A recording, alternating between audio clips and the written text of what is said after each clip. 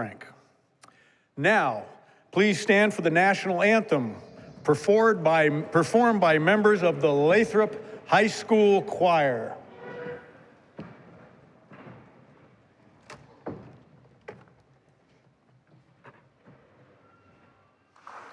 Oh, say, can you see by the dawn's early light what so proudly we hailed at the twilight's last gleaming, whose broad stripes and bright stars through the perilous fight o'er the ramparts we watched were so gallantly streaming. On the rocket's red glare, the bombs bursting in air gave proof through the night that our flag was still there.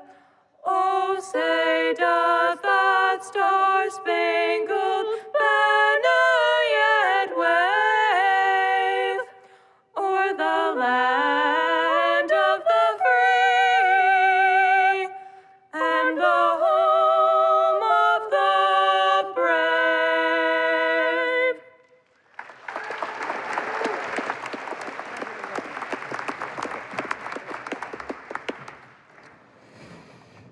Thank you, Lathrop High School Choir. That was great. We've got a large crowd here tonight. Before we move on into introductions, we start every meeting at Golden Valley with a safety moment. It's a chance to pause and think about safety as a daily habit. And today, we'll cover a few quick reminders that will help you and your electric co-op stay safe. My name is Bobby Perkins. I'm a safety specialist with Golden Valley. Electricity is extremely dangerous. The consequences of an electrical accident are real, and they can be life-changing. There are hazards in and around your home that every member should know about. Transformers are everywhere in our neighborhoods. You'll find them on pads on the ground and up on poles. Snow buries the pad-mounted transformers quickly, and once they're covered, it's easy to forget what's underneath.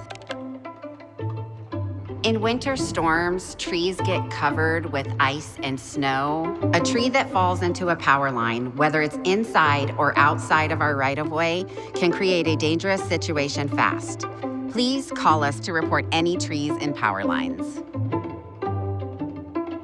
Sometimes during winter storms, members can experience a fluctuation of power within their homes. If any of your home appliances shut off or fluctuates for no reason, pay attention. That can be a sign something is happening on the line outside your home. It's worth a call to us. We'd rather you check than let it go. Our right-of-ways need to stay clear of equipment and debris. Once snow covers something, you can't see it. For our crews working in those corridors, that's a serious hazard.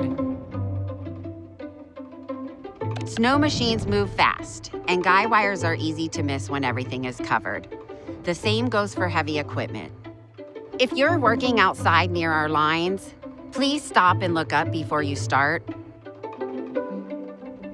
Kids are curious, but transformers and guy wires are not things to play near. If there's a transformer in your yard or on your street, take a minute to talk to your kids about it. That conversation could make all the difference. I'm a mom and a grandma, and I do what I do to make sure that my family stays safe and that your family stays safe. If you see anything that doesn't look right around our lines or equipment, please call us right away. All right. So that you know who your democratically elected board members are, we'll introduce ourselves before we get into the business of this evening's meeting. I'm going to start off. I'm Tom DeLong. I represent District 2, and I serve as the board chair. I serve on the Finance Audit Rate Committee, and I also represent GVEA on the Alaska Power Association board. I've been on the GVEA board for nearly 21 years. Next, I'll turn it over to the directors to introduce themselves. I'm Rick Soley. I'm vice chair of the board, and I also serve as the chair of the annual meeting committee, the chair of the bylaws committee, and as a member of the administrative committee, the finance, audit, and rate committee. In addition, I serve as the chair of the Alaska Rural Electric Cooperative Educational Foundation as their chair, and I'm finishing up my 6th year on the board. And I'll turn it over to Director Swope. Bradley Swope for District 5. I chair the scholarship committee, and I also sit on the annual meeting committee, and I'm 1 year fresh. Good evening, I'm John Sloan from District 6, and I sit on the administrative committee and the scholarship committee, and I'm also on the board representative to the Good Sense Board of Trustees, and I've been on the board for 15 years at one time, off the board for 3 years, and I'm back on the board for 1 year so far. Greetings, my name is Gary Newman. I am from District 4. I serve as board secretary. I serve as chair of the administrative committee, sit on the bylaw review committee, the annual meeting committee, and represent Golden Valley on the Alaska Power Association scholarship committee. I've had the honor of serving for 11 years.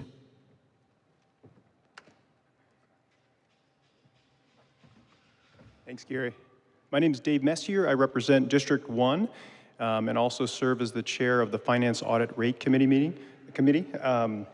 I also represent Golden Valley on the Alaska Rural Electric Co-op Association Insurance Exchange Board of Trustees, and I've been on the board for about 9 years.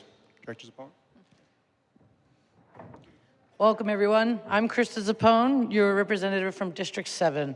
I currently sit on the Finance, Audit, and Rate Committee, the Bylaw Review Committee, and the Scholarship Committee. This is the end of my 2nd year as a board member. Thank you.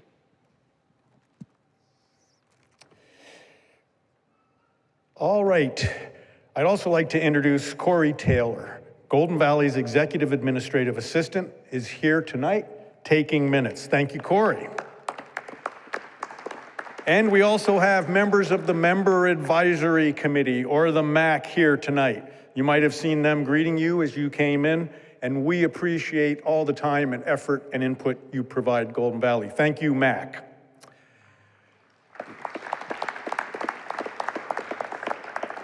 This year, we are making a concerted effort to be respectful of your time with this meeting.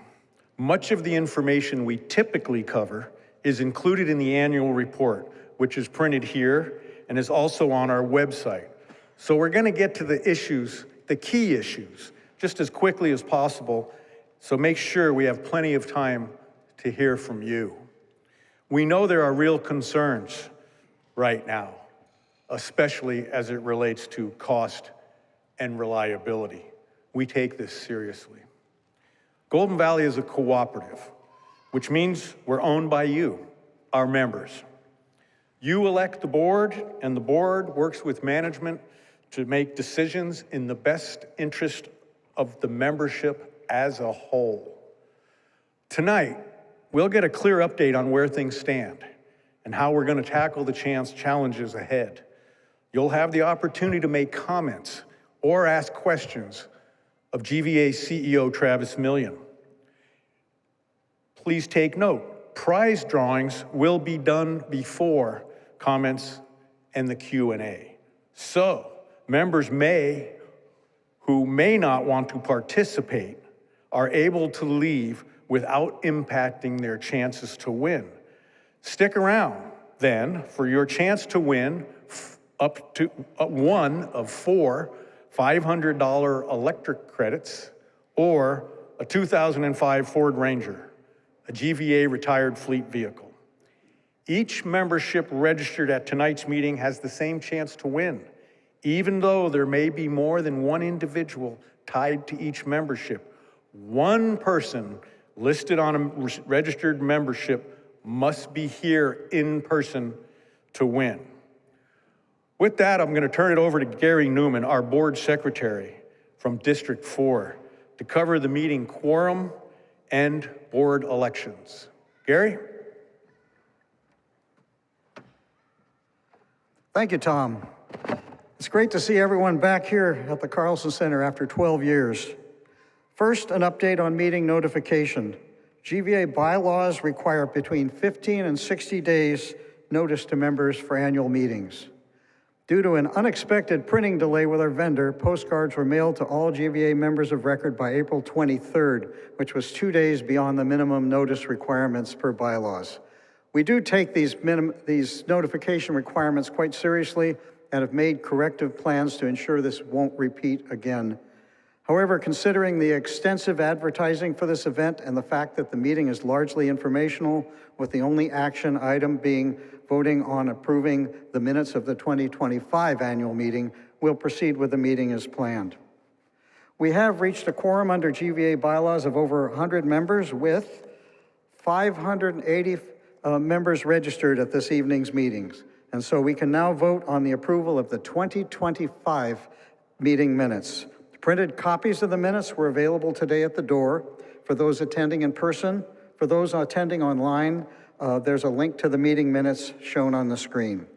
So at this time, may I have a motion from the floor to approve the minutes from the 2025 annual meeting, stating your name and your district for the record?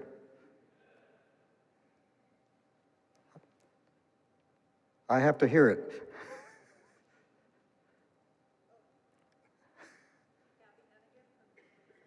Okay.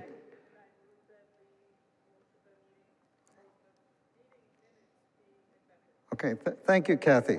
Now, do I have a second? Again, stating your name and district for the record. This is all very official. Thank you so much.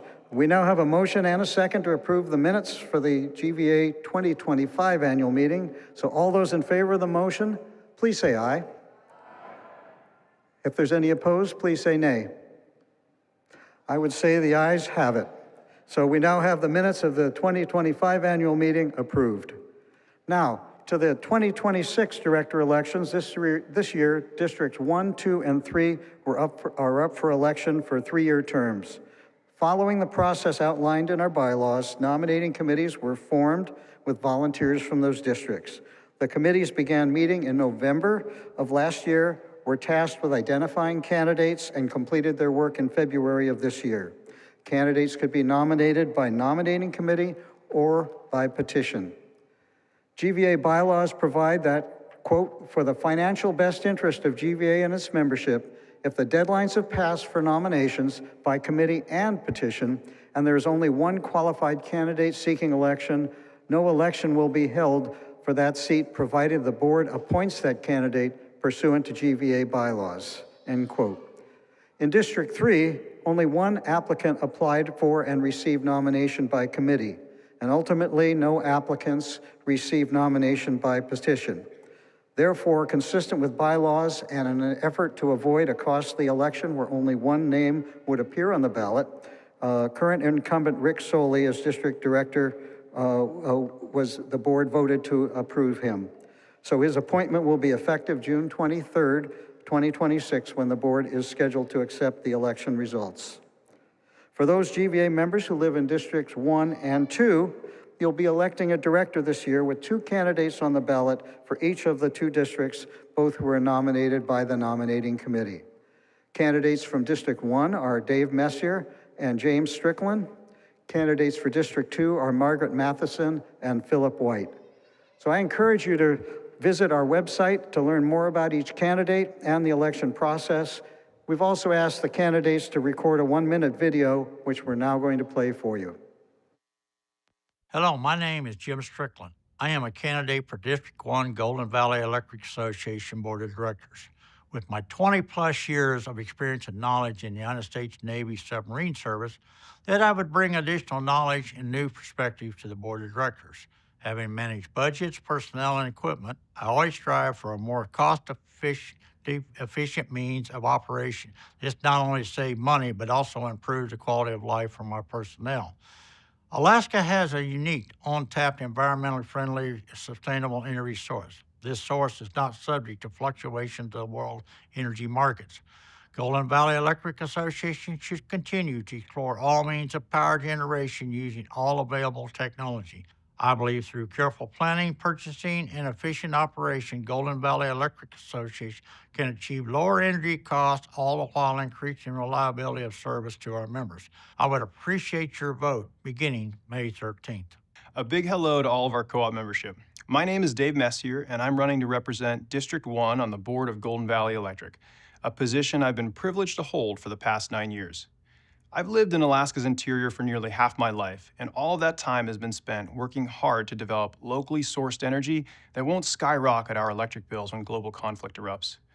I've drafted federal energy legislation, served on the board of federal and statewide energy groups, and installed megawatt hours of solar and energy storage projects, all aimed at reducing energy costs and increasing reliability. Here on the Golden Valley Board, I've been honored to serve as treasurer for a number of years, where I've championed initiatives such as on-bill financing and Golden Valley's recent federal grant applications, which will collectively save interior residents over $100 million on various system upgrades. We need committed, informed board members to help our utility make decisions, and I would be honored to receive your vote for the board in this upcoming election to continue to serve our members. Thank you. I'm running for the GVEA board because I care deeply about our community and the future we're building here in interior Alaska. As someone who lives here, works, and raised my children in Fairbanks, I understand how critical, reliable, and affordable energy is to our families, our businesses, and our way of life. I'm not running for a title, I'm running to serve. I bring a strong sense of responsibility, real-life experience, and a commitment to making thoughtful, balanced decisions that reflect the needs of our member owners. I believe GVEA should be transparent, forward-thinking, and focused on long-term sustainability while keeping costs manageable today. We need leadership that listens, that asks tough questions, and that keep the best interest of the community at the center of every decision. Most importantly, I want to be a voice for the people, ensuring that GVEA continues to provide dependable service while planning wisely for the future. I'd be honored to earn your support. We created GVEA in 1946 to provide affordable and reliable power. But for too many members, GVEA is not delivering on that promise. Our grid is at its limits and electricity costs are skyrocketing. GVEA has no long-term strategy for reducing rates. My name is Phil White, and I'm running to ensure that GVEA is more accountable to its members and true to its foundational purpose. I'm a small business owner, clean energy professional, and Alaska history professor at UAF. I understand the serious challenges that we face, the lessons of the past, and the solutions that we can deploy today. We have more tools and technologies than ever before to bring online cheap, clean power. GVEA can invest in its members as grid assets to increase reliability. We can better utilize the grid we've already paid for. The road ahead will not be easy, but GVEA must evolve to better serve its members. Well, thanks to the candidates for their willingness to serve. In addition to members in Districts 1 and 2 voting for their director, all GVEA members will be voting on proposed amendments to GVEA bylaws. I'd now like to invite Krista Zappone from District 7 and member of the Bylaw Review Committee to discuss the proposed amendments and the key dates of the election. Krista.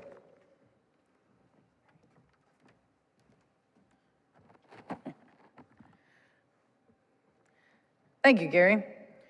Democratic member control is one of Golden Valley's core principles. Voting for your district's director is one way to put that is put into action, and voting on Golden Valley's bylaws is another.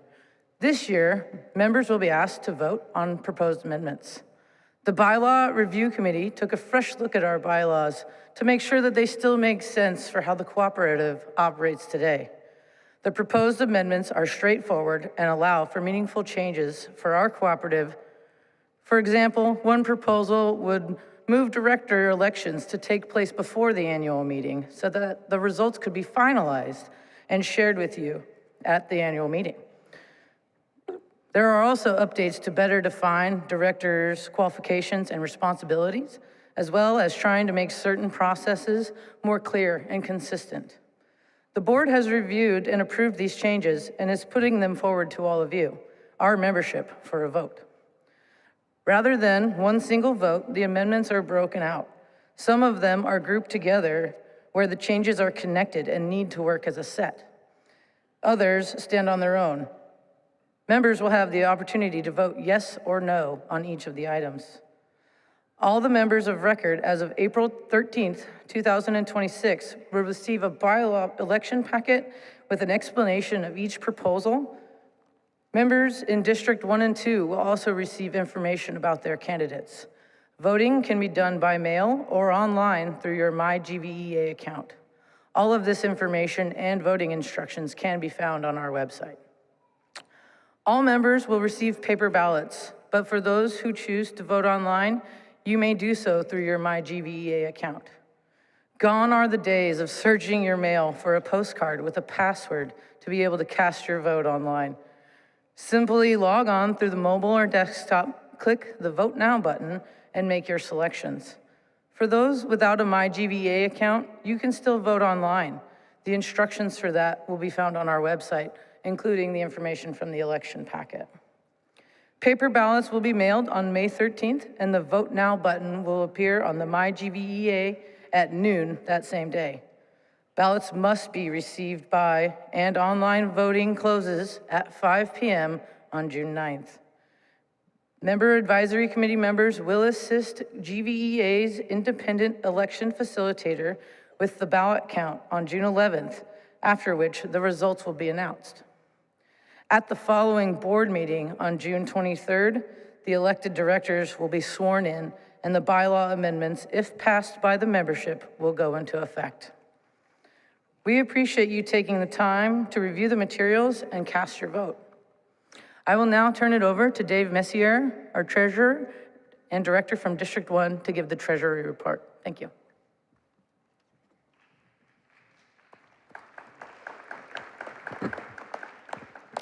Thank you, Krista. Detailed financial information can be found in the annual report, including our independently audited financial statements. For the year ending December 31st, 2025, total operating revenues were approximately $317,547,000, with total operating expenses of $309,300,012. Our largest expense category by a very wide margin continues to be the cost of power and production, specifically fuel. This category accounts for more than 65% of total operating costs. GVEA finished the year with margins of $16,296,506, and as a not-for-profit cooperative, those margins are reinvested into our system to maintain reliability, support operations, and help manage long-term costs. They are then returned to members in the form of capital credits. This is a core part of being a cooperative and what makes you all member owners. In 2025, GVEA's board authorized the return of $4 million in capital credits to members of record from 2000 and earlier. To date, we've returned over $123 million to members throughout our history, something that we're incredibly proud of. Our equity ratio stand in 2025 was 40.83%, which is within board-approved targets and our lender requirements. As you might recall, GVEA filed a general rate case with the Regulatory Commission of Alaska in December, and we are now working through that process with the commission. This is a thorough, independent review to ensure that our rates reflect the actual cost of providing service to all of our various member classes. We know rates are of the highest importance to our members, and we remain committed to providing clear information as that process continues. Now I'll turn it over to Travis Millian for the CEO report. Thank you.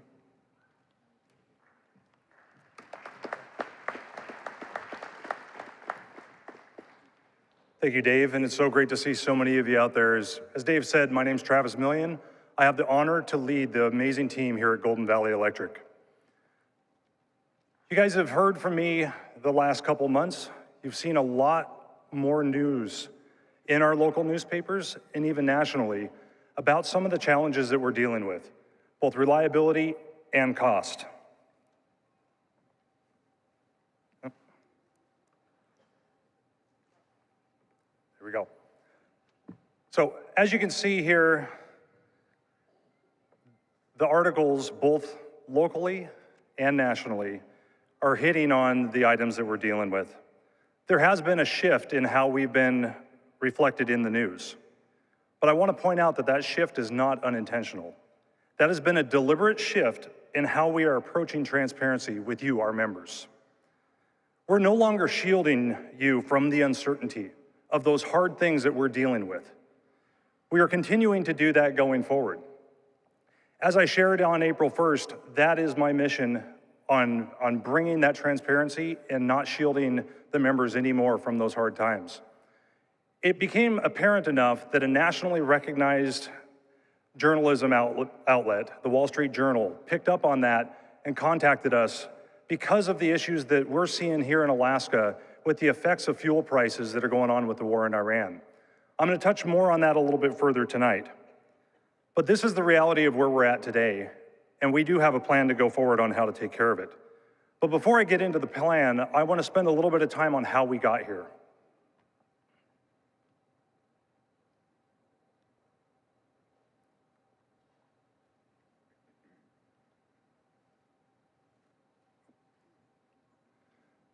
What you see on this chart here looks at the natural gas energy that Golden Valley has traditionally been able to take up the intertie from Anchorage. We used to use up to 30% of our power generation came from cheap, reliable natural gas out of the Cook Inlet, brought up our transmission line, and utilized in the Golden Valley service territory. As you can see, those numbers have dropped year over year. In February of 2024, there was a natural gas shortage or concern down in the Anchorage Cook Inlet to where they were having wells that were standing up and they could not meet the needs of both their consumers in the Anchorage Bowl as well as Golden Valley. In 2025, we went from up to 30% natural gas energy to less than 1% of our total energy mix from natural gas coming out of the Cook Inlet. With that, we've had to shift on how we generate electricity. That natural gas energy not being there, we've had to rely on more costly diesel-driven generation units. In addition, we're seeing our load growing in the Fairbanks area. The orange line that you see on this graph is looking at our historical load. It's relatively flat if you spaced it out a lot further. But what you can see in 2025, which is that first blue dot, we saw an almost 8% increase in our load for the entire calendar year. This was not driven necessarily by the cold weather that we had this winter. This was just organic load growth that we have been seeing. Our load forecast that we've been looking at for futuristic planning is that blue line. We see that we're going to have to meet the demands of additional load growth going into the future. So back to that natural gas generation that I showed you on that first graph. Because we've had to shift from being able to utilize natural gas out of Anchorage and burning additional diesel fuel, this is what you see. We used to average about 100,000 gallons a day out of our North Pole power plants to produce the electricity we needed for Golden Valley system. This spring and this winter in 2026, we were hitting over 250,000 gallons of diesel fuel consumption every day, just to keep the lights on for our membership. In addition to that, as you know, we've been seeing a lot of increases in gas prices due to the war in Iran. On April 1st, when I had a public Q&A at the Nolween Library, one of the questions came up that I don't feel I did a good job answering that question. I want to spend a little bit of time on that. And that really is, does anybody care about lowering rates? But before I answer that question tonight, I want you to pay attention to this number, 42%. 42% of all Alaskans are struggling to pay their energy costs. This is electric and home heating throughout the entire state. This is a real number. This is something that everybody on Golden Valley's team thinks about every single day for every single decision we make. We've got a phenomenal team at Golden Valley of just over 300 team members. But we're not just Golden Valley. Many of you in here are friends with folks who work at Golden Valley. Many of you in here that I've met tonight are family members of Golden Valley employees. We're your neighbors. We attend church with you. Our kids play soccer with you, play hockey with you, or on basketball teams together. They go to school with your kids. We are your community. We're not just a utility. We're your co-op, and we're here for you. Like I said, every single decision that every one of my team members make, whether it's an engineering design, whether it's how we're gonna go about restoring electricity, about which generation source is gonna be the absolute cheapest generation source to dispatch at this hour, is talked about every single day to try to keep the rates as low as we possibly can for you. Oh, back up. Ashley, could you go back a slide, please? Thank you. Reliability of our power system. Okay, there we go. Technical difficulty. So with that, you've heard from me by emails that I've sent out to the entire membership. You've heard from me at my public Q&As. You've heard tonight about resource adequacy, which is how do we keep the lights on for the members? Do we have enough generation to meet the need of the load of today and the load of tomorrow? You've heard from me on this topic many times, but what I want you to do in this next video is I want you guys to listen to those who are on the boots on the ground that are running our power plants, keeping the lights on for the members every single day. Reliability of our power system is the #1 most important thing that we do. The allowable failure rate for us to not meet our demand is 0%. So the North Pole Power Plant consists of 4 generating units, 2 GE Frame 7 gas turbines. This is North Pole Unit 1 to my right, and to my left is North Pole Unit 2. 1 GE LM6000 aeroderivative gas turbine, and 1 GE Thermodyne steam turbine. One unique thing about the Healy plants is that we are the only mouth-to-mine coal plant in Alaska. Healy 1 was originally built and commissioned in 1967. It's still producing power. That's kind of cool, you know, I like that. Unit 2 was a experimental plant. It's a really unique coal plant in that it has its own one-of-a-kind combustion system, and that's what's brought a lot of challenges to it. You know, going back a couple years, Golden Valley had the ability to call Anchorage, ask them for 70 to 80 megawatts of firm power around the clock, and they would export that power up the northern intertie and cover a significant portion of our load. Those days are over, and Golden Valley now sits as an island. And we've seen our generation portfolio move from what we used to deem backup. Those have now become base load. In an ideal situation, these units would operate about 30% of the time per year. However, the situation that we're in now, we see this unit operating north of 80 to 85%, and this one here is not far behind it. Through this winter at the North Pole Power Plant, there were times where we were burning 250 to 300,000 gallons of fuel per day. That's maximum capacity. For all the obstacles and challenges and everything throughout the years that this plant has faced, the Healy plants are a vital role in the power production for the interior. We're the cheapest source of power. If both plants were down, there's about $350,000 a day in replacement power costs. So if you want to reduce rates, keep the Healy plants rolling. The cold snap that we all saw that started in December and ended late January drove our demand through the roof. And it put us in a position where we were at maximum capacity for available fuel. So what we're looking at here is our newly commissioned fuel storage facility. Combined 70,000 barrels, or roughly 2.94 million gallons of fuel. We commissioned and filled this tank in December of 2025, literally in the nick of time. That facility is the single most important reason that we were able to keep our plants online, and that is just a fact.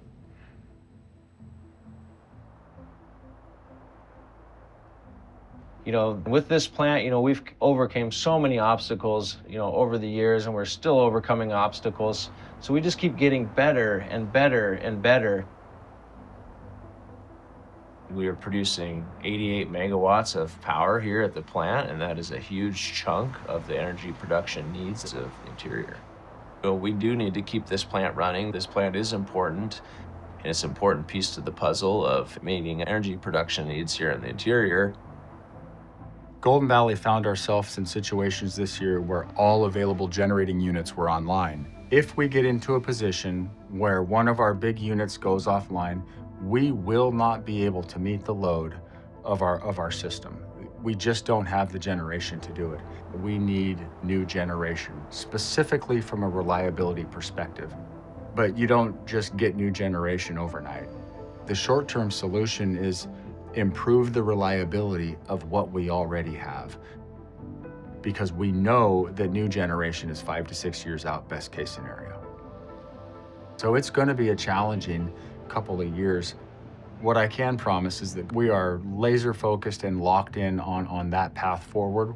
Like I said earlier, the allowable failure rate is 0%. And that's our bar, and that's what we're dedicated to meet.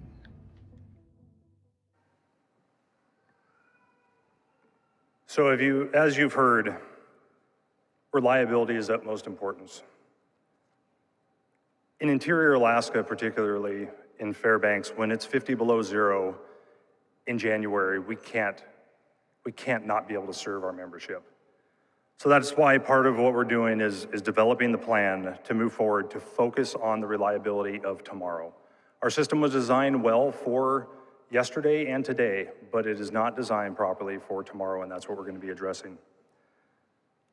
So a couple wins in 2025 that I'm very proud of, and these all help keep rates down. We saw the highest reliability on Golden Valley systems since we've seen in 2017. By keeping reliability high, we're not sending linemen out in overtime. We're not out fixing equipment that's breaking due to vegetation or otherwise. And so that is able to help keep our costs down. We had safety improvements this year and saw a 60% reduction in recordable accidents company-wide. As you reduce safety incidences, we're not paying out extra money for folks to have to come in on overtime to fill in for folks that are out injured, not having to pay for those medical expenses. So safety is the utmost important for our team. As was mentioned in the video, we saw the highest production in Healy in the history of the plant out of Healy too. We were able to successfully renegotiate coal and fuel contracts to keep the prices down for the units that we were forced to run. In 2025, and then again, just a couple weeks ago in 2026, we were awarded over $14 million in grant funding for transmission upgrades that we were gonna have to do anyhow. That with these grants, that's $14 million we would not have to collect back from our members to do these upgrades that need to be done. So going back to the question that was asked on April 1st, does anybody really care about lowering rates? And yes, that is what we focus on every single day. Even though it may not feel like that, that is where our focus is. So I want to spend a little bit of time touching on what our future plan is to ensure reliability for our membership. So focusing on identifying new generation to meet the needs of the future. As you've heard from us many times over the last couple years, we were awarded a grant or a loan forgiveness of about $100 million for installing a new battery here in Fairbanks. That battery is going to allow us to regulate our current wind resources out of Eva Creek, as well as bringing on and regulating new wind resources as we move forward. Also will serve as the current battery does for outage recovery and ensuring that we can keep the lights on for our members. One of the things that's being proposed from staff to the board is looking at a second LM6000 unit down in our North Pole power plant or powerhouse. This particular unit has already been gone through. It was designed to accept a second LM. It was permitted from an environmental standpoint to handle so. So some of those longer lead time items we'd have to go through have already been taken care of and would help us get this online faster. We'll continue to focus on the Delta Wind project, advancing that project forward to bring on 36 megawatts of additional wind resources onto our system. So looking at this under a phased approach, under the near term or what we can do right now, We're going to continue to work on the PACE award, as well as another award that we received called New Era, focusing on transmission infrastructure and batteries. With that as well, we were talking about needing to invest in our current generation to ensure the reliability of the plants that we already have. We're going to continue to invest in those plants. I'm happy to announce that last Tuesday, a week ago from tonight, the board approved 2 projects that fit within this category. One is an overhaul for one of our Frame 7 turbine units down in North Pole, and the second is to do a regenerator unit, which is to increase the efficiency of the unit by about 30%. We currently have a regen unit, but this thing has been on its last leg for a very long time. If that were to go down, the fuel consumption out of that plant would go up by about 30%. So the board had approved us to move forward with both of those investments to get those projects going. We're going to be moving forward on transmission infrastructure within the Fairbanks area to ensure that we can move power from any of the power plants that we have to the areas where the loads are on the system.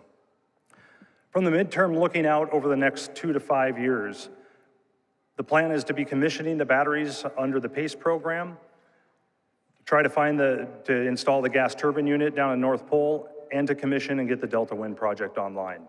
Again, all of these are focusing on the reliability of our system. We're going to continue to investigate different funding options in order to help pay for this, whether it's federal grants, low interest loans, or otherwise, to minimize the cost impact to our membership. We're also going to be working on many avenues to try to accelerate the timelines, especially for new gas turbines or transformers that right now are having unprecedented lead times in order to get those to us. So we're going to work everything we can at the federal level to see if we can get those advanced faster.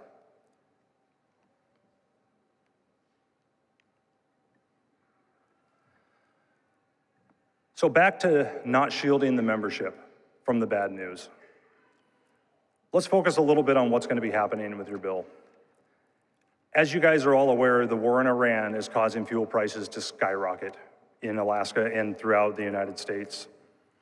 We're seeing that same impact for the fuel that we use to burn in our generators to keep the lights on for you. Unfortunately, as we talked on earlier tonight, we're using less efficient units than what we would have used in the past. So you have less efficient units with more expensive fuel, which is going to result in increased cost for the purchase power on your bill. In addition to that, in March, we were having to truck fuel out of Valdez in order to keep up with the demand that we had because we were having to rely on so much on our North Pole power plants because March was so unprecedentedly cold during that time. Looking at the longer term, there's going to be positive and negative impacts on rates for the future on the utility charge. As you bring on new generation, those costs are going to have to be borne by the membership as we're taking on loans and spread out over the life of that generation unit. But the positive side of that, these new generation units, they're more efficient than what we're currently relying upon. So the higher efficiency we have out of the unit, the less cost it's going to be to produce a megawatt of electricity. Bringing on the battery energy storage system will also help drive down rates by, again, being able to regulate wind resources that currently we have to utilize our diesel generation units to do so. The cost of doing nothing is really the impact here. If we do nothing and we just try to wait it out, there are risks that we will not be able to meet the load of our members. We will not be able to keep the lights on in the wintertime. I'm not saying this to cause fear. This is just the reality of what we're dealing with here. And again, not wanting to shield you from these things, I want to be very clear that we do have a plan forward to do this. So my commitment to you,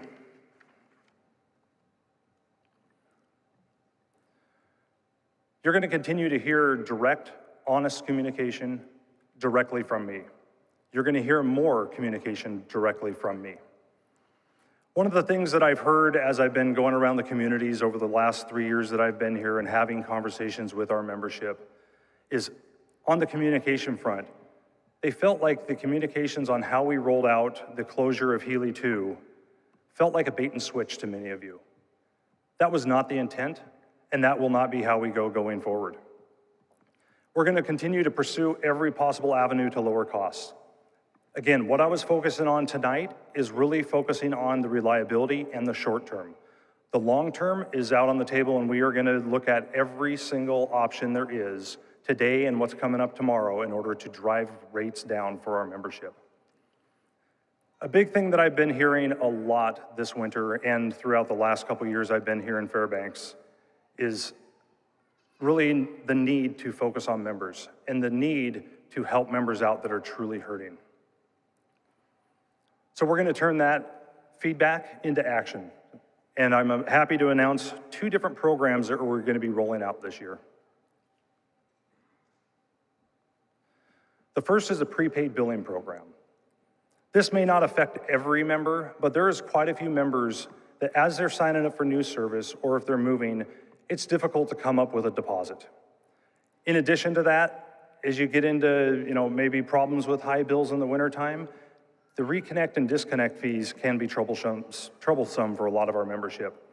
A prepaid billing program would eliminate that to where you would just pay in advance on your bill.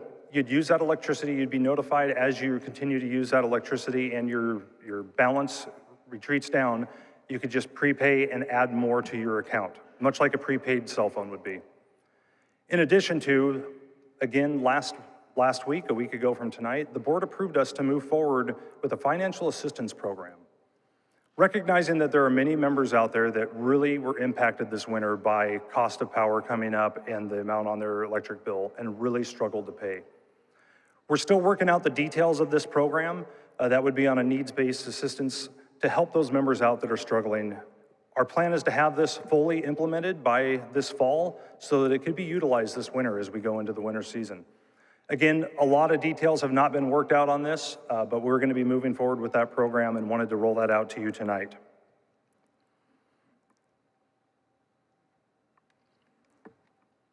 So, moving on, as you know, we have significant challenges.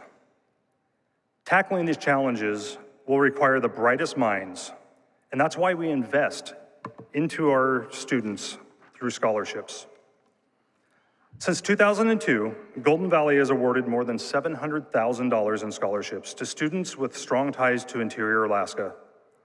This year, a new scholarship opportunity was made available to high school sophomores and juniors to attend Youth Rally, a leadership summer camp in Idaho sponsored by electric co-ops throughout the Northwest. As a reminder, all GVEA scholarships are funded entirely by unclaimed capital credits with no impact on rates. Our Scholarship Awards Committee, made up of board members, staff, and members, received, reviewed, and ranked 106 applications this year. I'm honored to be the one who gets to announce our winners. First up, we have 2 Youth Rally Scholarship winners. First up, Ian Hernandez from Hutchinson High School. Ian serves as student body president and represents his peers on Region 6 budget and parent engagement committees.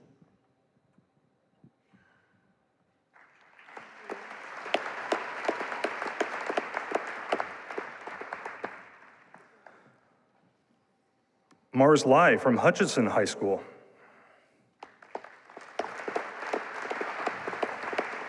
Mars earned a gold medal in mathematics at the Academic Decathlon, excels in Science Olympiad, and dedicates countless hours to tutoring and supporting fellow students.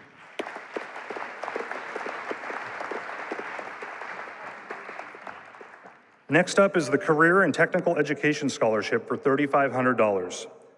Goes to Kyra Mitchell from Nindana City School. Kira embodies resilience and determination, serving as a student council representative and varsity team captain while pursuing a future in healthcare to give back to rural Alaska communities.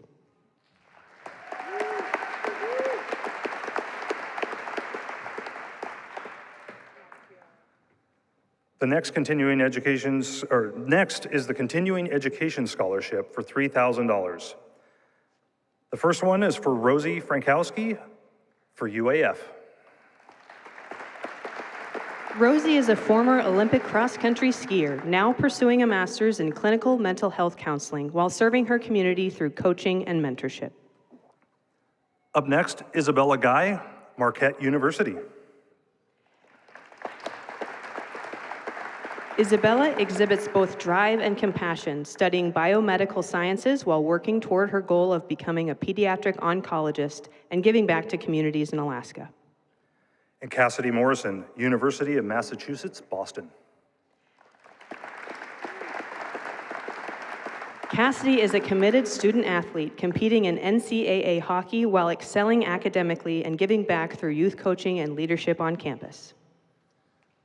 The winners of this year's $3,500 academic scholarships are Wade Harry from North Star College. Wade serves as a West Valley ski team captain while balancing academics, athletics, and running his own photography business. He plans to attend University of Alaska Fairbanks.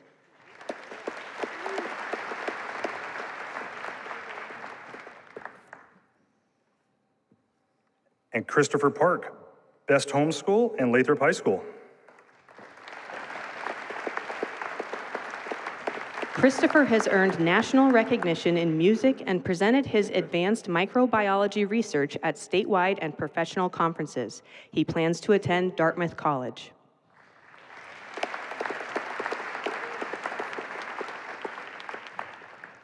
Shay Persinger from North Star College. That's the last one I got. I don't have one for him. Yep, okay. Shay served as a varsity swim captain and is a member of the National Honor Society. Her writing has been published in the Sitka Sentinel and Alaska Women Speak. She plans to attend Lewis and Clark College. Okay, I'm done. Okay. And the academic degree scholarship goes to one distinguished student each year in the amount of $16,000. Congratulations to Liam Wade, North Pole High School. We don't have any certificate? Oh, there we go. Liam has distinguished himself as an accomplished student, serving as Alaska Future Farmers of America's state vice president, while leading innovative work in hydroponic agriculture and food security across Alaska. Liam will attend the University of Alaska Fairbanks.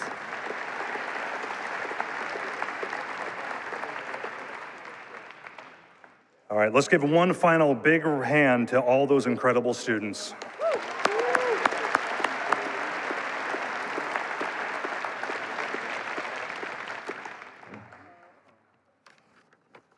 It's also my honor to recognize 21 years of service on the board of directors for Golden Valley Electric. Few facts of what happened while Tom DeLong had been serving on the board. Tom has been a part of 5 different CEOs in his 21-year tenure. In 2005, which I did not know this was really neat to me. Shortly after Tom got on the board, there was a thing called Project Backpack. Staff on the board donated over $7,600 with a match toward backpacks filled with supplies for children affected by Hurricane Katrina. In 2006, the construction of the North Pole Expansion Project began. Also in 2006, Pogo came online and the Alyeska Pump Station 9 came on the Golden Valley system. 2007, Golden Valley met its first green power pledge, which was 10% of the system peak load supplied by renewable energy. In 2009, Golden Valley adopted the Good Sense program. 2010, ArcTech, which was a cooperative that was being set up for transmission and generation, was established. 2012, the Eva Creek Wind Farm was commissioned. 2014, Golden Valley achieved the renewable energy pledge goal of 10% peak load of 2007 and 20% of 2014, making Golden Valley the greenest utility in the rail belt. 2017, the solar farm on Golden Valley system was built. In addition to all these wonderful accomplishments that Tom was able to be a part of on Golden Valley system, he has been serving as the chair for Golden Valley since 2019. Prior to that, he was the vice chair from 2019 to 2011. During his tenure, he has chaired many of these. He's been part of the FAR committee, which is our Finance, Audit, and REIT committee, our Scholarship committee, our Admin committee, our Annual Meeting committee, and our Solar committee. In addition to work on Golden Valley's board, he's also served on the Arctech board, the Eureka Educational Foundation, the Fairbanks Chamber of Commerce, the Good Sense Board, the Northwest Public Power Administration Board, and he's currently the vice chair of the Alaska Power Association Board of Directors. So if you can all help me congratulate Tom on his 21 years of service.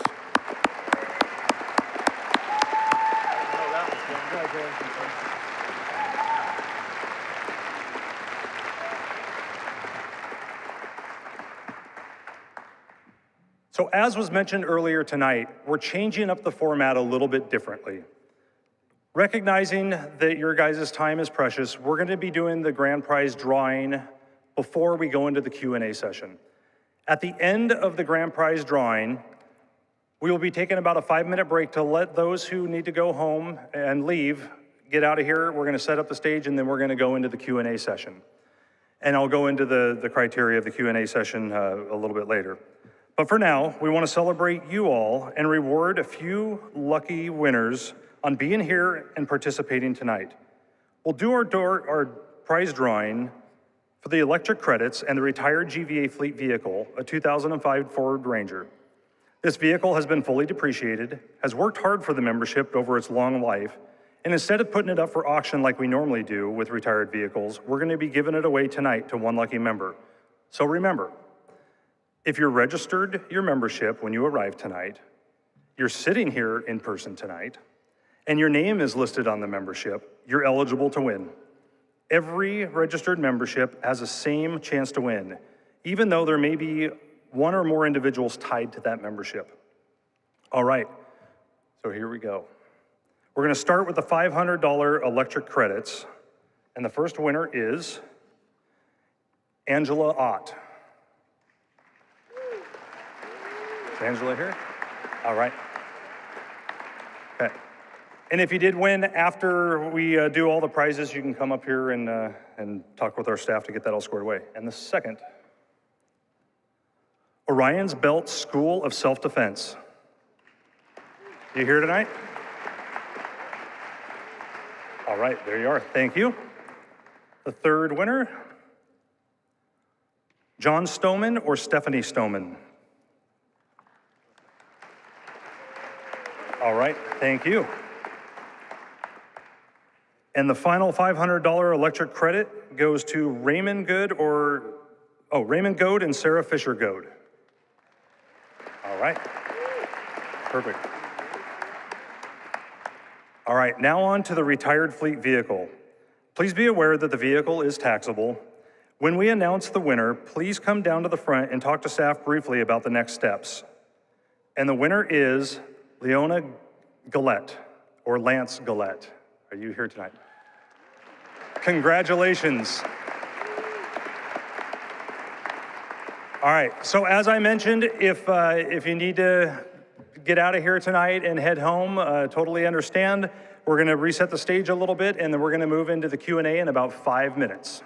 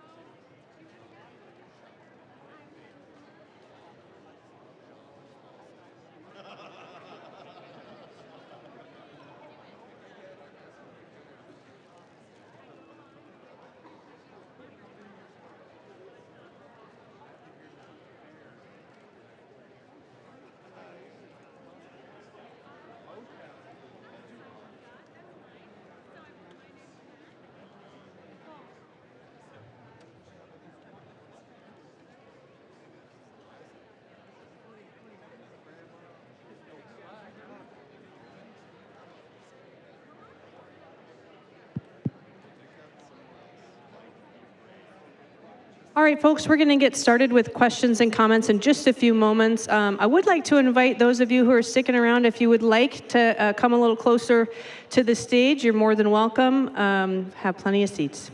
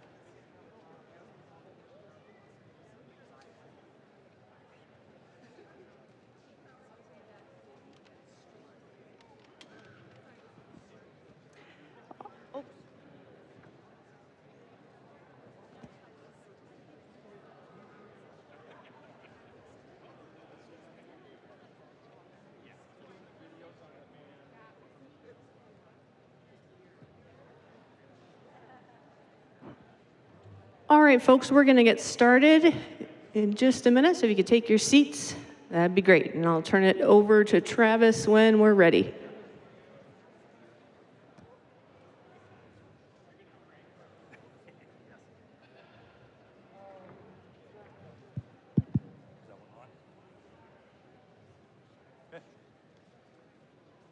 All right, well, thank you for all of you that stuck around for the Q&A section of tonight's annual meeting.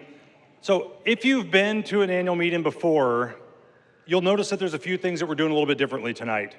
You'll notice we do not have a traffic light sitting up front tonight timing your guys' questions.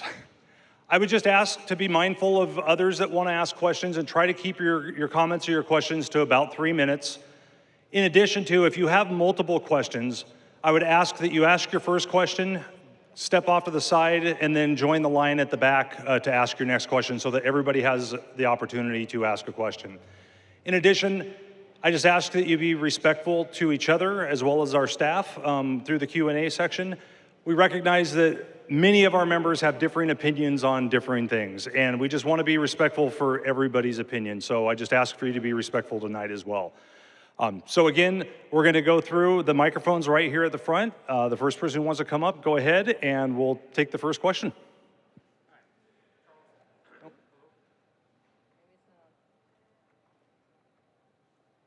Hello. Hi, Charles Paskvan from Fairbanks here. And when I was hearing about the total max load being used, and if there was a hiccup, I was thinking about that LM 6000.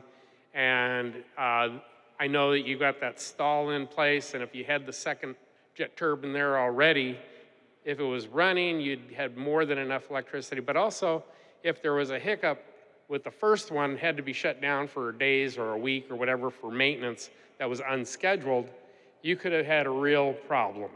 And so if you had the second one sitting right there, you'd have the backup if it was running already or if it was on standby because it wasn't needed.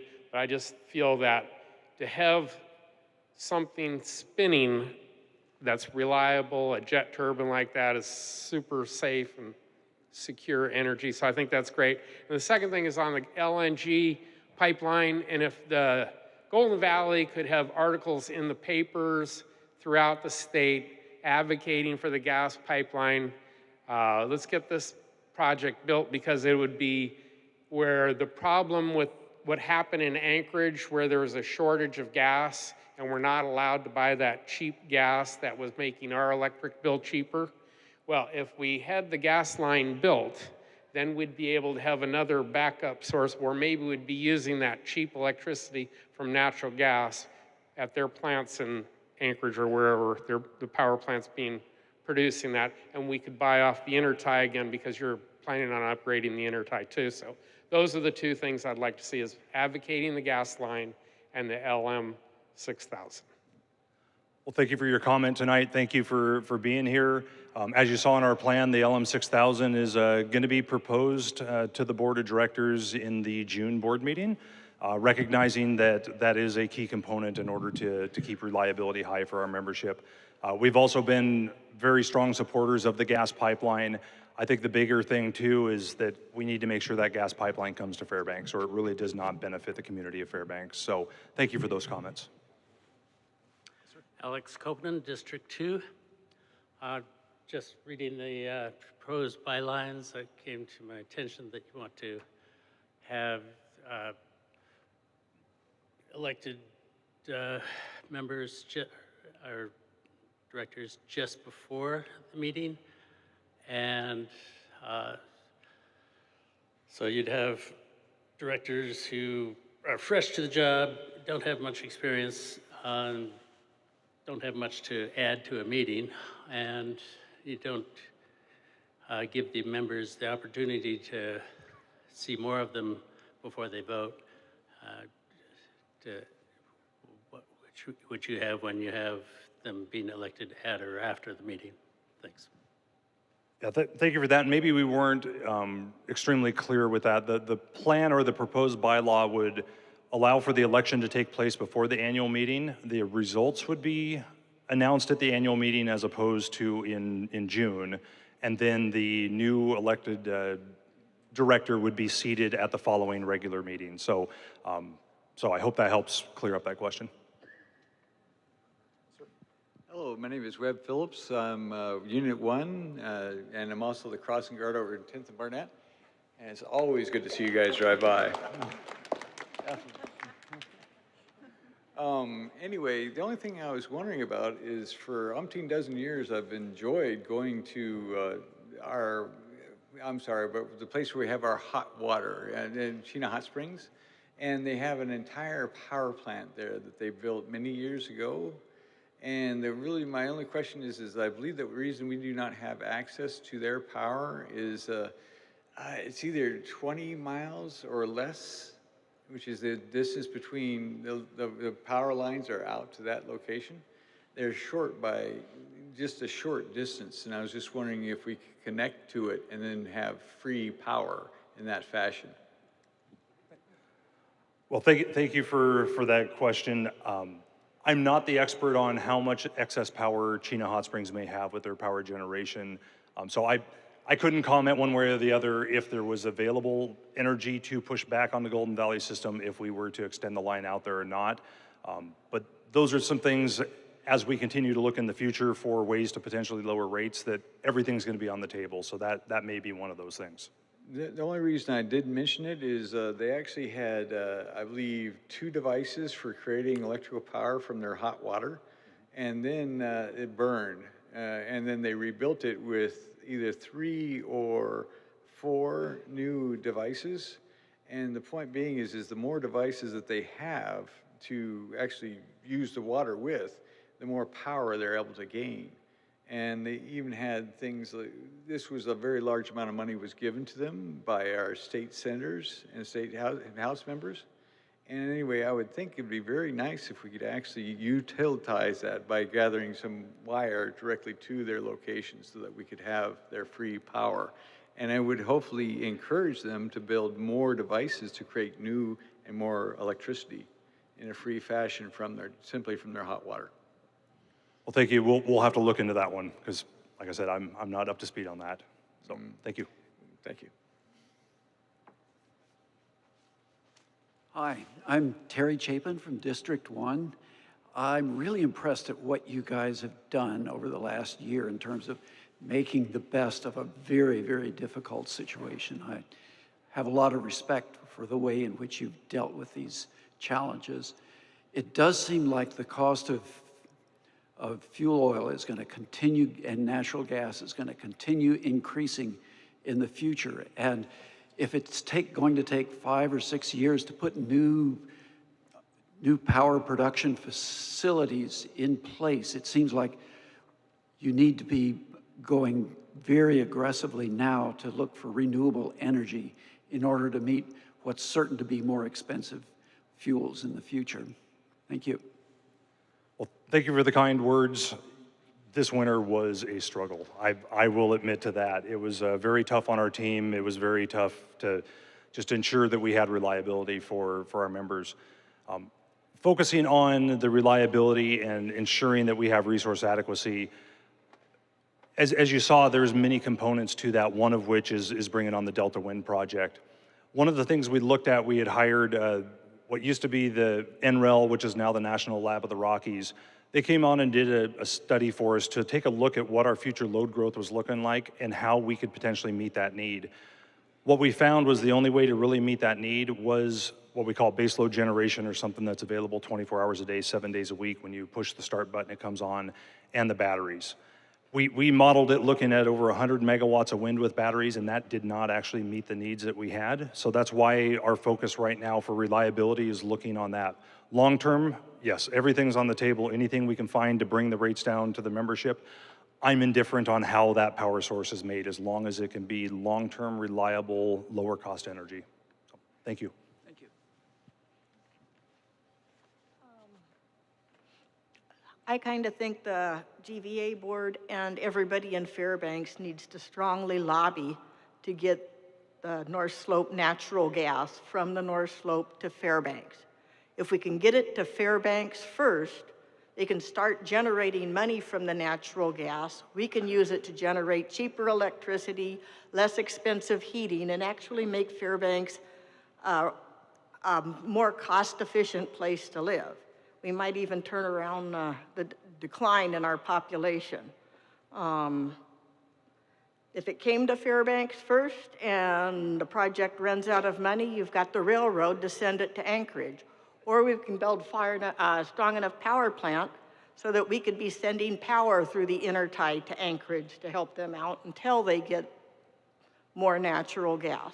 It just makes more sense to bring the pipeline here first and start using the natural gas that's available to help support whatever they decide as far as taking the pipeline further south. That getting maybe a spur line, if the legislature decides to help us with it, is not acceptable, and the pipeline's going right by. And we need to start developing our natural resources for all of Alaskans, not just Anchorage. And I like how you think, come to Fairbanks first, and then Anchorage can take off of us. That would be fantastic. I got some people in here from Anchorage that wouldn't agree, but I definitely do. So I appreciate that comment. One of our legislative priorities that the board approved was focusing on supporting anything we can do to get lower cost natural gas, whether it's into Anchorage or the pipeline coming down to Fairbanks. So I appreciate that. We will continue to fight for that as much as we can in the legislature. My name is Curtis Carnes. I forgot to check my what district I was in before I came. I can't tell you the number. I've forgotten. But glad to be here. Really appreciate the board. You're doing an amazing service for our community, and really appreciate having the meeting where we can get information. I guess I'm echoing what Terry Chapin was saying. I'm really glad to see the way that you've been able to step up to some hard challenges, but clearly you're going to have to increase capacity. And the capacity is going to have to increase in the short run, but also in the long run. You just showed us the charts. So I really want to encourage anything you can to work towards renewables. And especially wind appears to be the thing that could work well here. I did a little home research, and I'm finding that they're really doing some great stuff in other cold weather areas like Scandinavia, and even have one base in Antarctica that's totally done with wind power, down to 60 below. And so given the cold weather we have here sometimes, I would hope that that would remain a real priority for the board and encouraging your work. Thank you. Thank you for your comments on that. Good evening. My name is Linda Conley. I'm from District 4. First of all, I want to thank the board for this good meeting, and I especially appreciate the book that you put out tonight. It was very informative. Also, I want to thank Tom DeLong for his years of service. I remember the first year he came on the board. You have changed a little. I have a couple things. You wrote a very informative report that was published, or I don't know if you wrote it, but it was in the News Miner. I was quite concerned when I saw that the Eva Creek wind farm had to be shut down when it got, or that's what it appeared to me, when it got to be 20 below. That's very concerning. If we're going to go to a big wind thing, is that something we're going to have to worry about? That the wind generators are not going to work when it's 20 below? We live here. We don't live down in Anchorage. And I wanted to comment on that. Another, just out of curiosity, I'm real curious. Golden Valley has put in 2 electric charging stations. I have no idea what they cost. I wonder how much money you're making. Have they paid for themselves yet? Thanks.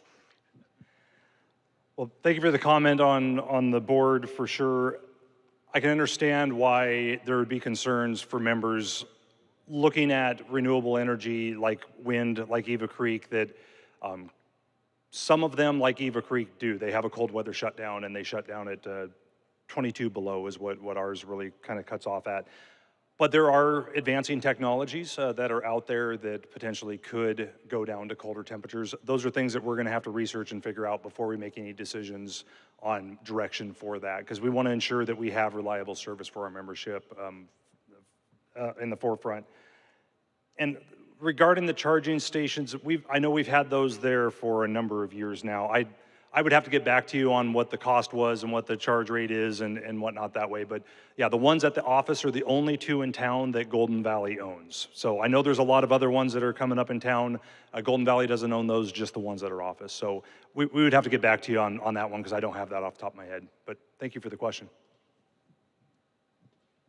Hi, my name is Sarah Furman. I live in District 2. And yeah, thank you, Tom. I didn't know you're on the board that long. That is such a gift to our community. Yeah, and I have a lot of compassion for you all. This is a challenging time to be in your position. So really grateful for your service and to our community. I do have concerns, as a lot of other people. I saw an article by Nathaniel Hertz of the Northern Journal, and I think it was aptly titled. It was "Alaska's Energy Cliff Isn't Coming, It's Already Here." He outlines sharp energy cost increases along the rail belt due to the Cook Inlet gas crisis and increased need. He noted Fairbanks is paying rates roughly double the national average, with a 50% increase since 2020. I think no one in the room questions that our power costs are really high. We're feeling it every month, and the burden particularly on low-income families and renters also, who don't have a voice here, who are often lower income, are facing real hardships. And I know you're all doing due diligence to find the best path forward, and I hear you, Travis, and everybody, when you say, like, we're pursuing all options and trying to find the thing that meets the need the fastest. And I also echo the desire to see pursuit of more renewable energy power generation. And I think the need for diversified power is not just to increase the power load, but we are also facing terrible air quality in our community, and that is a real concern. as well as a daunting climate crisis. And you guys didn't talk about it, but it's already come up in the comments multiple times about the Alaska LNG pipeline, which, well, it seems like a viable solution. I don't think we can really rely on it, and I would rather us not spend our time worrying about it. Some concerns I have is that there are still no plan or permits to construct or pay for a Fairbanks spur line, which would cost hundreds of millions of dollars. There isn't existing infrastructure for GVEA to actually use the natural gas, and the cost to convert homes in this area to connect to natural gas would be upwards of $15,000 per individual homeowner. There is no money for any of that. In addition, AGDC's Alaska Gasline Development Corporation, Matt Kissinger, told the legislature that phase 1 of the project, the in-state pipeline, meant to get Alaskans affordable gas, will not actually provide cheaper gas. The current projected cost of North Slope LNG through the pipeline, without factoring the cost of constructing the spur line to Fairbanks or a processing facility, is double the cost of the LNG we are currently trucking from the North Slope. That doesn't seem like a viable or affordable solution for us. I hope we can find ways to increase our reliability, our resilience, and I hope we can stop pretending like this LNG pipeline is going to get us there. Thank you. Oh, can I ask a question too? Yes. Okay. I had a question on the graph you showed. Like, what is the steep increase in demand between like 2025 and 2027? So first, I want to hit a point that you hit at the very beginning, and your concern is a reasonable concern. That article did hit it home that we're in a power crunch, and I'm not betting the farm that the gas pipeline is going to come through either. But I'm going to do everything I can to try to help encourage those who are making decisions to potentially bring on lower cost energy for our members. Stability is a big thing too. With anything that we're relying on with the current fuel mix, whatever the world prices do, we're going to see that volatility. So trying to eliminate volatility while bringing prices down for the members are very, very important. I'm sorry, I forgot your question again. Oh, there was a graph that you showed, the okay. Demand increase. Yeah, so what we're seeing for the demand increase, especially that first jump, is primarily from industrial members. So this could be some of the gold mines, this could be some of the military bases that we're seeing some load growth that's being projected out really, really soon. So that's that initial jump. Most of the load growth that we're seeing in the projections are from the larger commercial rate classes. Okay, thank you. Yep. Howdy, folks. My name is John Flynn. I'm from District 2. Thank you, Tom. I'm a teacher. I look at my kids over the 4 years, their yearbook photos. Got your 21 years. It's pretty cool. Thank you all for what you did today. Appreciate it. One thing I want to address is conservation. I haven't heard that word. My daughter's heard it for 26 years. Shut those lights off, turn them off. That's something I think we could push a little. And I want to thank your crew of woodcutters, the folks who take the trees down. Every 6 years or so they come by. They're awesome. They work with me. I appreciate them. They work hard. They risk life and limb, and they deserve everything they earn. So, thanks. Appreciate y'all. Well, I do want to echo part of what you said. Our team is phenomenal. The right-of-way crew is out there busting it. We saw a lot of those results this winter, that we had the highest reliability in one of the hardest winters we've had, and that was impressive for me as well. Thank you. And yes, I think it's an all-in approach, conservation, new generation. It's going to be an all-in approach. I don't think there is a silver bullet to solve our problem. It's going to be a matter of a lot of different things. So thank you. Lee Ao here from District 1. But I also want to thank Tom for all his hard work over the years. My question, you may have already kind of touched on it, it sounds like, with your response to Sarah Furman, but the Live and Good Gold project, they're estimating that they're going to need at least 45 megawatts of energy.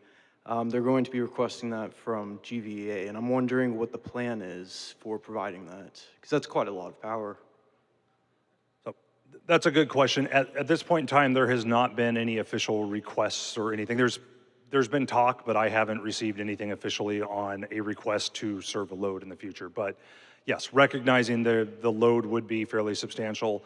The way we would approach that typically is if there would be a need for that big of a load, we would have to bring on extra generation. So on the model that we do for rates, cost cause, or cost payer, they would have to front the bill, special contract, whatever, to pay that so it's not on the back of the rest of our membership. So that would be the approach we'd be taking for any large load that would be coming up that would require additional generation to be brought online specifically for that load. Thank you. Thank you. Good afternoon, everyone. My name is Natalie Gaskins, and I'm here just to speak on the board. Thank you for your service. But most importantly, to talk about the Good Sense program. I am on the board of directors for the Senior Center, and I appreciate that all the members who decided to participate in that for all the money that you have donated to this community for the nonprofits. And that's it. Thank you. Thank you so much for that comment. Hi there. My name's Lou Brown. I think I'm in District 1. I'm sorry, I don't actually know. Tom, thank you. You've been amazing, I think transformative, so thank you so much for everything you've done. So someone, just commented briefly on the issue of conservation and efficiency. The megawatt or the kilowatt that you don't use is the cheapest one to produce. I really think there should be a big emphasis, a program, major discussion about conservation and efficiency. I think that would be a really, really important thing for the board to focus on. The second thing I was thinking about is the whole issue of private solar generation. I mean, there's a lot of people in town that have, borne the cost of putting up solar panels on their houses. I did it. And, I have no idea whether I ever did or ever will get the money back on that. But I love the idea that that's just coal I'm not burning. I mean, for me, that's good enough. So that's another issue. I think if the board wanted to, create an incentive program for installing more private solar on people's roofs, I think that would be really, really good. It is expensive, but I mean, if you can come up with a program that might help people, create incentives for people to put up private solar, I think that would be a great thing to do. The other thing, somebody mentioned Live and Good and the Tower Hill project. My reading was that they are going to want 60 megawatts. It's gigantic, but they're not the only ones. I mean, we've got a lot of mines that are being proposed for our town. They're all going to want energy. And I don't know how to address this question, but I mean, you are looking at Tower Hill Live and Good, the Northwest Array and Treasure Creek, Golden Summit at Cleary, the Grant Mine, the Mohawk Mine, and other Felix projects. So again, I don't know how the board is going to address this, but the demands from new mines around town are going to be gigantic. And I really, hope the board will take a special look at mining and how, or if, I mean, maybe you just want to say, sorry guys, you're on your own. You're gonna have to produce your own energy, you're gonna have to figure it out. But those demands, most of those corporations are foreign. And I don't think that it's fair to ask, Fairbanks residents to, I don't know, to not get what we need because of the demands of the mines. So that was it. Thanks so much. Appreciate everything you do. I know you just exactly heard that. All right, thanks again.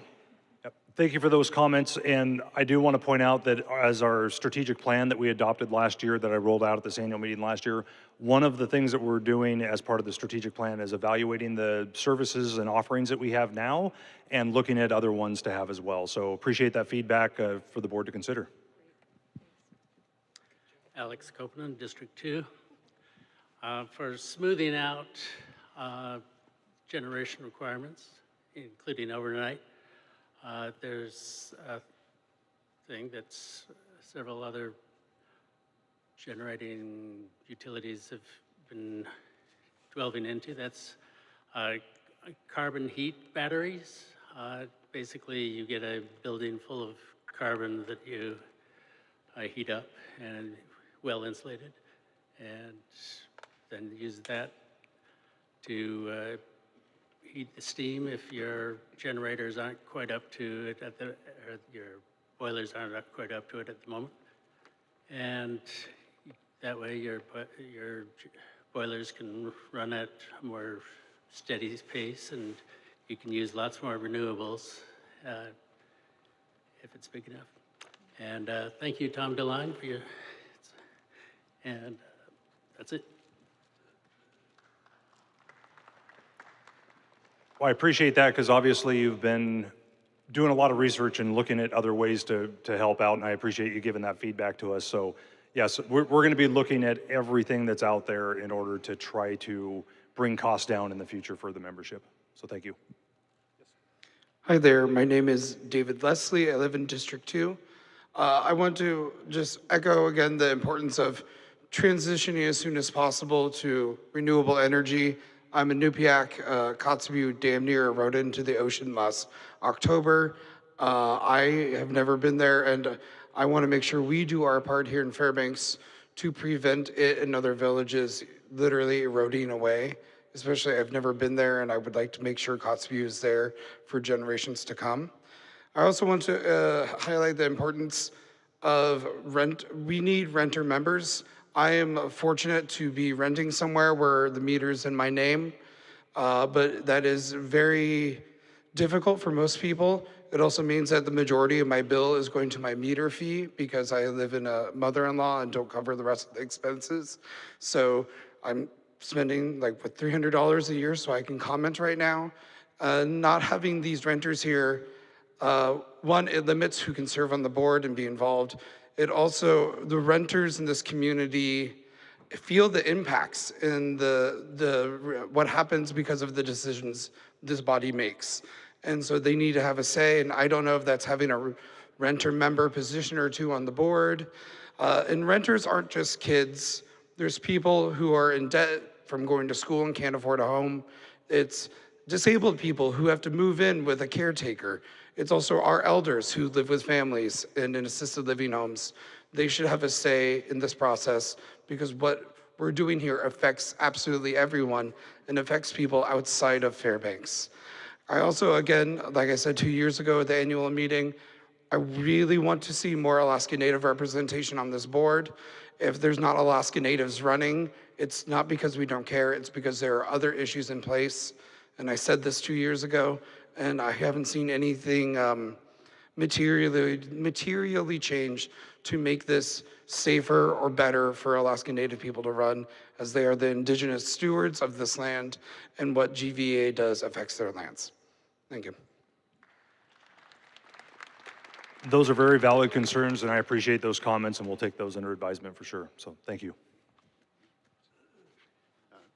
Brent Sheets, District 1, and thanks to Director DeLong for all his service, and a shout out to my own director, Dave Messier, for representing District 1 so very well.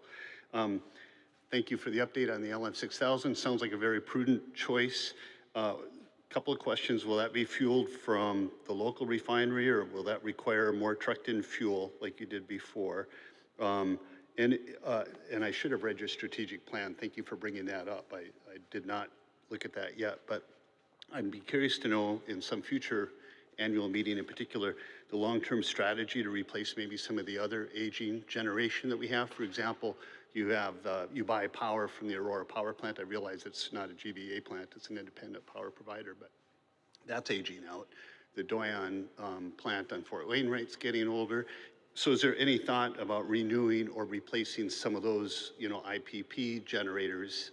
Again, maybe the LM6000 covers you for the next few years and that's the end of it. I'd like to hear a little bit more about that.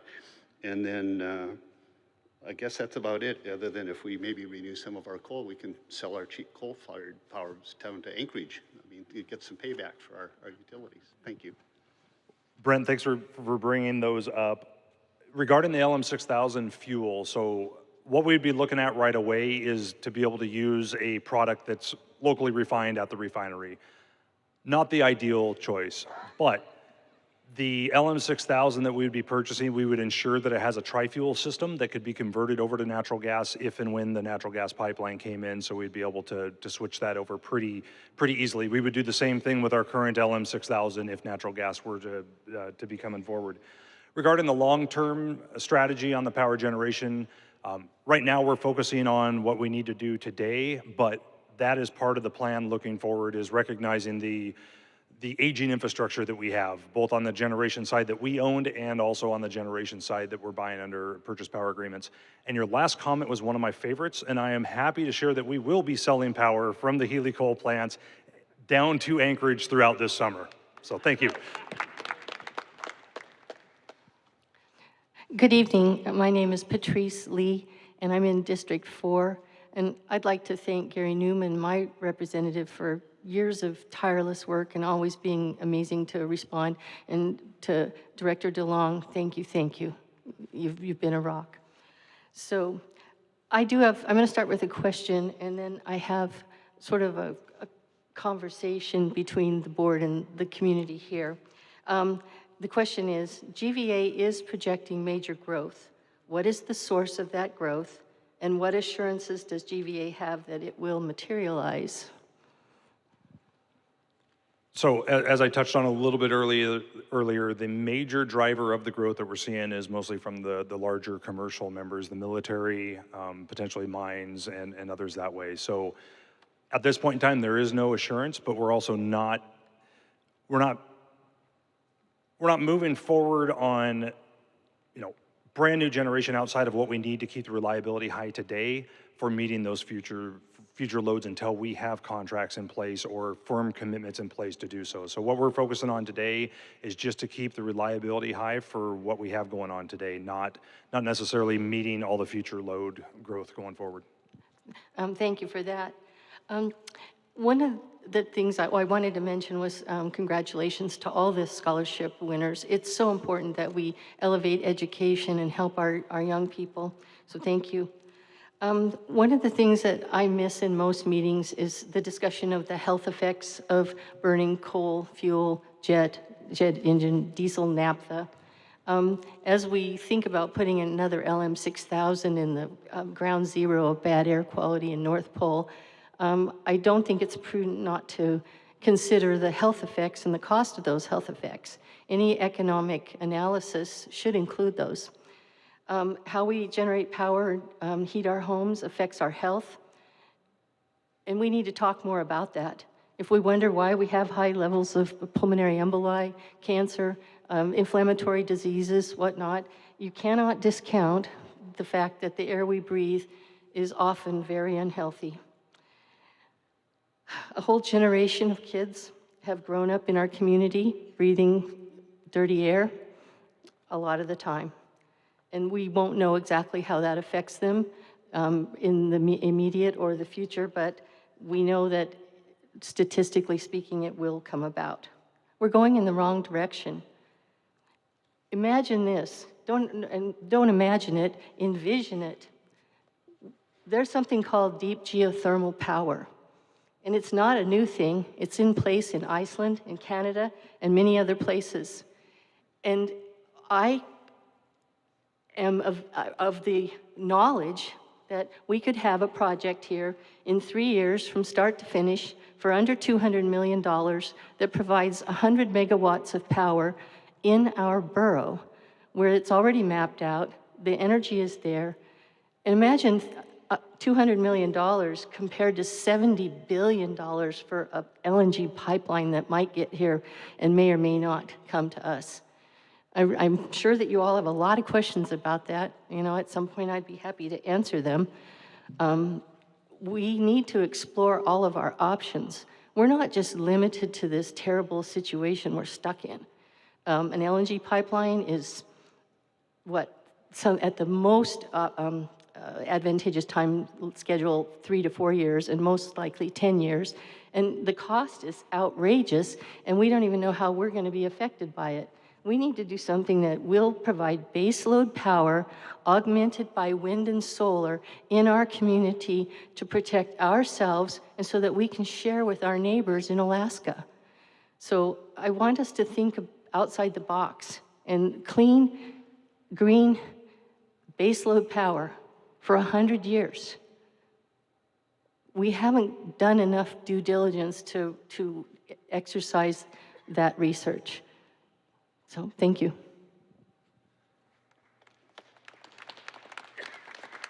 Patrice, thank you for those comments. I understand that the air quality issues are very troublesome in Fairbanks and obviously in North Pole. The reason why we're focusing on the plan that I talked about tonight is these are knowns that we have, fuel sources that we know that we have. We have permitting in place right now that we could get an LM on faster than anything else at this point in time. For future look, everything is on the table, like I said before. So that could be a potential opportunity going forward. But for today, that's why we're focusing on the LM, because we can get it permitted, we can get it in line faster than any other generation source at this point. So thank you. Hello, I'm Jim Brader. I live in District 2. I'd like to thank all the Golden Valley employees for keeping the heat and lights on this last winter, because it truly, if power went out, it really would be a disaster. So thank you. And thank you to all the board for all the work, and Tom in particular for his 21 years. Thank you. One of the things I've been interested in is solar energy, and I've seen that at a utility scale now, I believe solar is the cheapest energy that can be put in right now, also the fastest. It's like, I think it's 4 years for a coal plant, but solar can be done in 1 or 2 years. I realize in Fairbanks, of course, that doesn't work for base load, at least for 3 or 4 months. But I think, and you obviously have to focus on the base load, but I think there's a lot of interest in myself, but I know many other people who would be interested in community solar, where people can buy a share. And you know, now it's kind of haphazard where people have it at their house, but it's shaded, doesn't work very good. You guys already have a small solar farm, but expanding something like that and asking people in the community to fund it, I think it'd be a big interest, and it could be done quickly. And you're not going to reduce fuel use in the winter, but for March, for instance, you could really do that. So thank you. Well, thank you for the comments on the staff and the board. Definitely appreciate that. I'm glad you mentioned the community solar. We had just recently went out for an RFP for looking for developers to help build out a community solar array for that exact purpose. So some of that is in the works right now. So thank you for that comment. Ken Cook here, District 1. I know you've looked at this before, but my engineering intuitively says that a high voltage transmission line is a lot cheaper than a buried gas line. And you're already putting generation at the source of the power in Healy. Why not do the same thing on the North Slope? So I appreciate that comment. I could tell you that that is something that has been looked at for quite a few years. I would say it was about 2010. I was actually working with a firm doing the engineering design on the high voltage DC transmission line with generation on the North Slope and bringing it down to the Fairbanks area and tying in. So I know that that is also being discussed currently with the developer that's looking to potentially do that. So that is something that's still out there. I don't know where it's progressing or where it's going to progress, but that discussion is still going on after all these years. So don't lose hope and don't lose height on it. Thank you. Hello, Travis and the Board of Directors. My name is Matthew Mund. I did want to thank the board for continued support, the Member Advisory Committee. Not all cooperatives have an opportunity for members to engage at a higher level without taking the plunge of going onto the board. So I want to thank you for that continued support. And also wanted to advocate for continued support of the reduced on-bill financing program. I appreciate your changes this last year, making eligibility easier by removing the minimum kilowatt hours, as well as making more awareness. A recent push sounds like it's produced more applications. I think anybody who has a high power bill needs to look at this program to see how it can reduce your total cost. It does not just cover power bill. You could have a very small power bill, but a very high heating oil bill, for example. This program may still help you reduce your overall costs. So I want to encourage you guys to keep supporting this program. Hopefully it will gain more energy and truly take off. Thank you. Thank you, Matthew, and great plug for the Reduce program. Brent Sheets, and I still live in District 1, so thank you. Last time I gave a shout out to the directors, but thank you for taking the job here at Golden Valley. You've been doing a good job, and I really appreciate the kind of the transparency and the openness. I really came up here to talk about bylaws, but since LNG came up, I just wanted to point out too some things. You know, there's been a lot of talk about the mines being here, and I don't think the population really appreciates that more energy demand, more energy use kind of lowers everybody else's bills on the system. And I can't imagine that you wouldn't have done a scenario where perhaps Fort Knox closes and you've kind of modeled what that impact would be. I don't know if you or anybody on the board can remember what those results would be, but it would might be beneficial to just kind of share that with the group here. Like if a big provider or a big user like that goes offline, how does that impact me? I think that would be very educational for the community. But the real reason I came up the second time was you mentioned in passing some potential changes to the bylaws. And one of them was going to be moving the elections so that you could announce the results at the annual meeting. And of course, we haven't seen the proposal yet, so I haven't, you know, I don't really have a firm opinion. But my gut reaction would be to speak against that, because I do think, like here, I got to go meet Dave's challenger over here. I don't think I would have had that opportunity if we didn't have a meeting like this where I could talk to him, I could ask him questions like I'm talking to you right now. I think that would be given away from us, or taken away from us. But then I guess my other point is I love Director Soley very well, and Director Messier, like a couple times last annual meeting or 2 years ago, whatever. They didn't have candidates running against them either, and it was an appointment. But I wasn't aware of that until I came to this meeting. And we don't have the ruralites anymore. Just procedurally, I mean, I love these guys. This is not a criticism of them or the process, mostly the process, but not of them, certainly.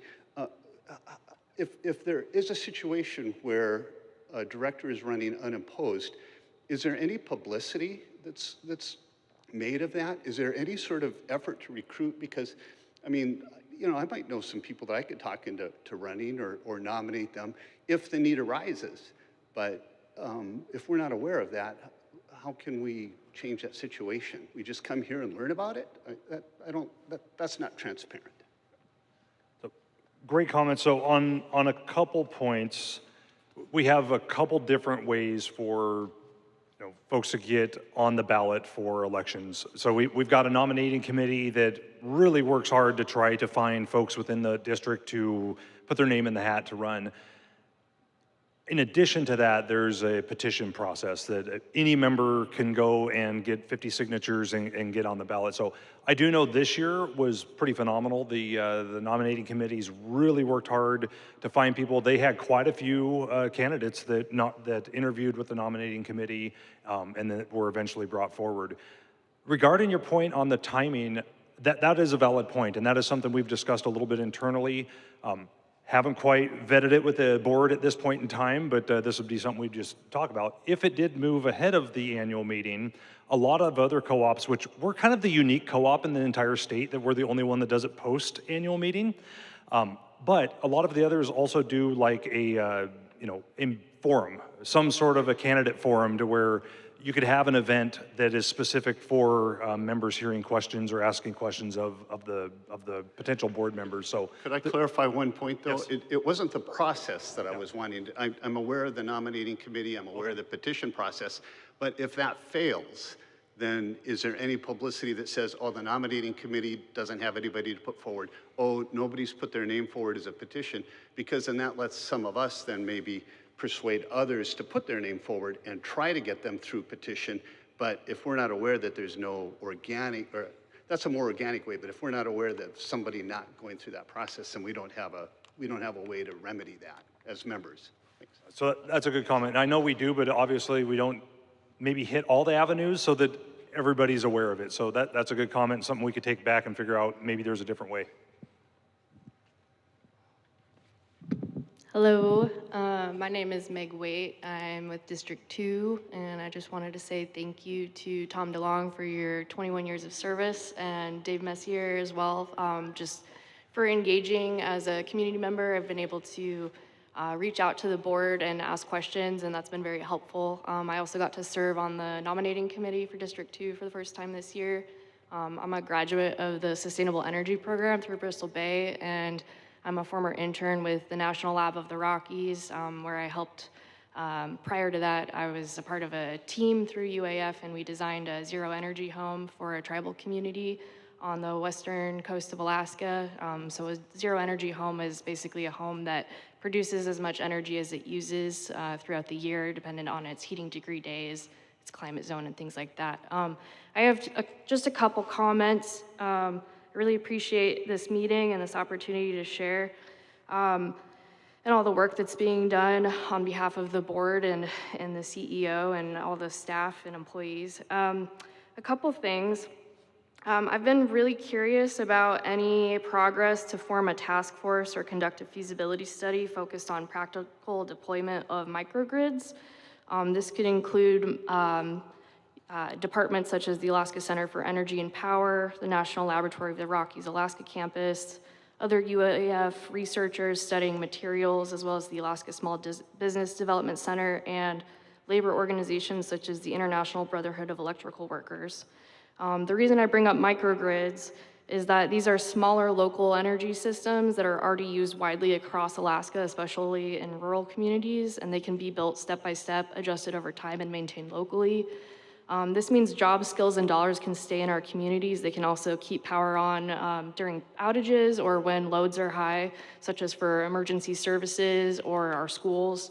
One example, Ben Eielson, as some of us know, that the school district is also part of the borough, and so we are actually, as residents, we're paying for an empty school right now that has utility costs associated with it. However, that could be used in partnership with a task force doing a feasibility study. It could be a way to research and prototype microgrids for some of our existing infrastructure.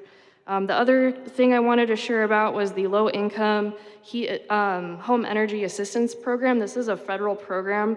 However, I have heard back from Representative Foster's office out of Nome, and this, one moment, please. His staff got back to me. So two things. So the low-income home energy assistance program is based on 150% of the federal poverty level. Representative Foster had introduced an amendment. It got approved to revive the Alaska Heating Assistance Program. However, so under, it's called ACHAP, the limit is 225%, and it still needs to be included by the Senate in their budget. That being said, we also heard back about how Alaska's state plan aligns with the Low-Income Heat Energy Assistance Program statute, section 2605B in Alaska Administrative Code 7 AAC 44.040, which set income eligibility at 150% of the federal poverty level. The reason I bring this up, it was just mentioned they're exploring at the legislative level how to increase this, but due to shared funding between state and tribal entities, maintaining consistent program requirements across all participating programs remains essential and limits the ability of the state to alter requirements. So I just wanted to notify the board as a member. I would really appreciate any collaboration with our legislators on increasing the limits for heat assistance. for our members, specifically in the interior, and working towards developing a task force. Thank you. Well, thank you for that education, and thank you for bringing that to our attention as well. Interesting comment on the microgrid and the task force. I'm sure the board heard you loud and clear on that. A lot of the times they'll assign some of that work to our MAC for different task force. So thank you for bringing that up as well. Hello, my name is Britt Moore, and I understand the importance of us talking about our future, but I'd like to pause and kind of be the voice of the present right now. My question is, does GVEA have any committees or groups in place to help its members when they're seeing very large variances in their bills that are kind of like outside the norm of like a rate increase? Because it's a problem, you know, not only personal to me, but a lot of people in our community. And I hear the pain in your voice. So regarding energy usage, we can help with that part of it. We've got our team that if you come into the office, they can help try to identify what may be causing extra usage. If our member service reps can't do that, we've got an engineer in-house that's what he specializes in, that he could also come help you figure out what's causing that additional usage. In addition to that, the program that I talked about earlier tonight, focusing on members that are struggling and trying to do some sort of financial assistance. But regarding a committee or anything at this point we don't. But if we could get your name by one of our staff, we'd like to follow up with you on that if we could. Can I ask, so how accessible is, you say, like I can tell you just from personal experience going in, staff is great when you talk to them, they're helpful as they can be, but to a point they're like, well, no, sorry, we can't tell you why. If I have a bill that's jumped literally doubled its value, how do I get help from GVEA to figure it out? Or even to get pointed in the right direction of who to talk to, because they didn't say, yeah, we have an engineer that can help you. I guarantee that wasn't the response I got going in. I'm sorry that's the response you didn't get, because that's what we can do. So again, we'll grab your name, we'll put you in touch with that engineer and have them start helping you try to figure that out. Thank you. Thank you, that was really helpful. Patrice Lee, just a couple quick things. I think for membership, we don't often worry so much about what would leave the grid, but we don't have any more kilowatts to sell. So adding things on is what the big problem is. And so that is the problem. So I wondered if you could talk to membership that's still here a little bit about our relationship with Aurora Power Plant and some changes that have occurred in the last few months regarding their contract and whatnot. And then the last thing is that we have targeted airshed money that comes in from the EPA, and we spent $42 million changing out wood stoves and all kinds of things that have probably helped. I believe they have helped. But we also need air filtration in our homes. We haven't done anything for breathers.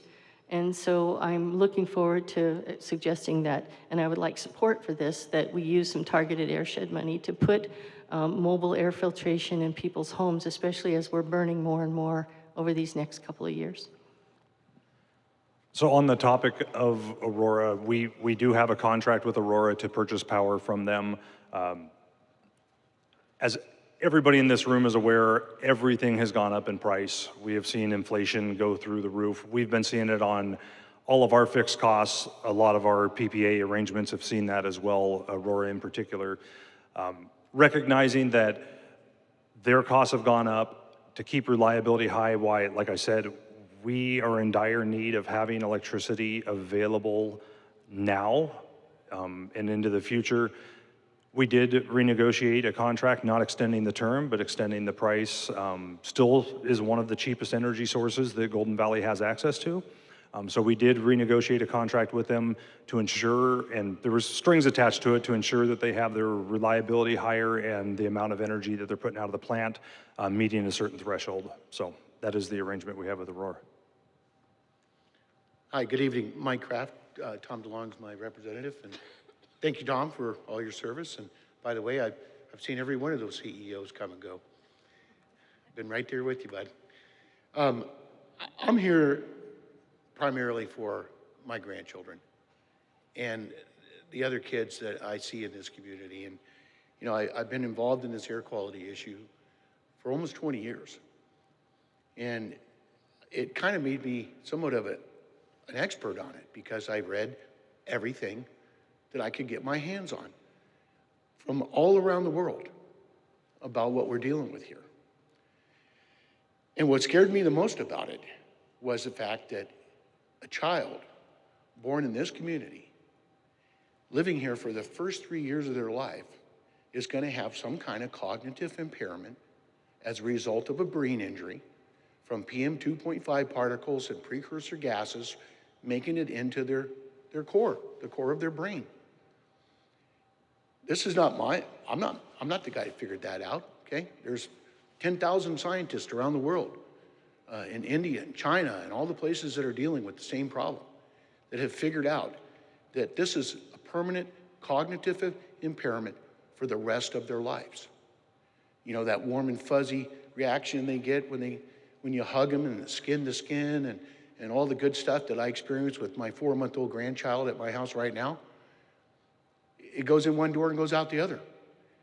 And I don't feel like that we're really addressing this air quality issue. You know, I spoke with some people before the meeting, and it was made clear that it's convenient for us to put something else in addition to in North Pole. It's convenient. We've got the permits. We've got this, we've got that. But what I feel like is that we are making a sacrificial lamb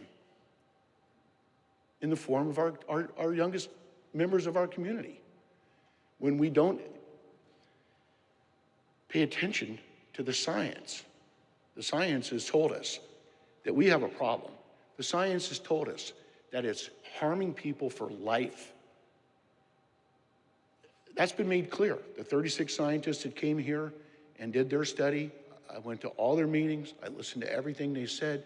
You know, we got warned, don't put the snow in your mouth, don't let your kids eat the snow. By the way, there's a new form of formaldehyde that gets created here because of the sulfur and the temperatures and the lack of daylight. And all of it's within the first 60 feet of the ground, and that's from the box stores to Santa Claus's house. And I'm concerned that we're not dealing with that. I know I'm a miner, I'm a home builder, I'm a developer, and by the way, we make power down to -60 in Delta Junction consistently for the last 14 years. So there is a way to do that. But I know that this expansion is coming. At $5,000 an ounce, you'd have to be pretty stupid not to go mine gold at $5,000 an ounce. I remember when we annexed some of these areas, like Tower Hills, for example. We annexed it, 7 years ago? Give or take? We saw it coming, but we haven't prepared for it coming. And if we put additional generation capacity in North Pole, all we're doing is exacerbating the air quality issue that we have here. And I'm not anti-mining, and I'm not anti-coal, I'm not anti-anything, except for I don't want to sacrifice my grandchildren. If you're doing this to help me, don't bother. I'd rather have healthy grandchildren. And when I hear you guys blow it off, and that's what it feels like, when I hear you blow off the issue of air quality being part of this discussion and the relevance that it should have at the table, I can't go along with that. You're not going to do that to my grandkids, not if I have something to say about it. And that's why I'm here tonight, is because any plan you come up with, I mean, I remember the 1982 documents when they were talking about where to put a refinery. You know, I mean, the borough studied it, and they recommended 1,200 feet in elevation. You know why? Because the wind blew 95% of the time at 1,200 feet. It would get rid of the emissions. They put it down where they put it is because it's close to the water, it's on the railhead, and it's next to the pipeline. That's why they put it there. It was convenient.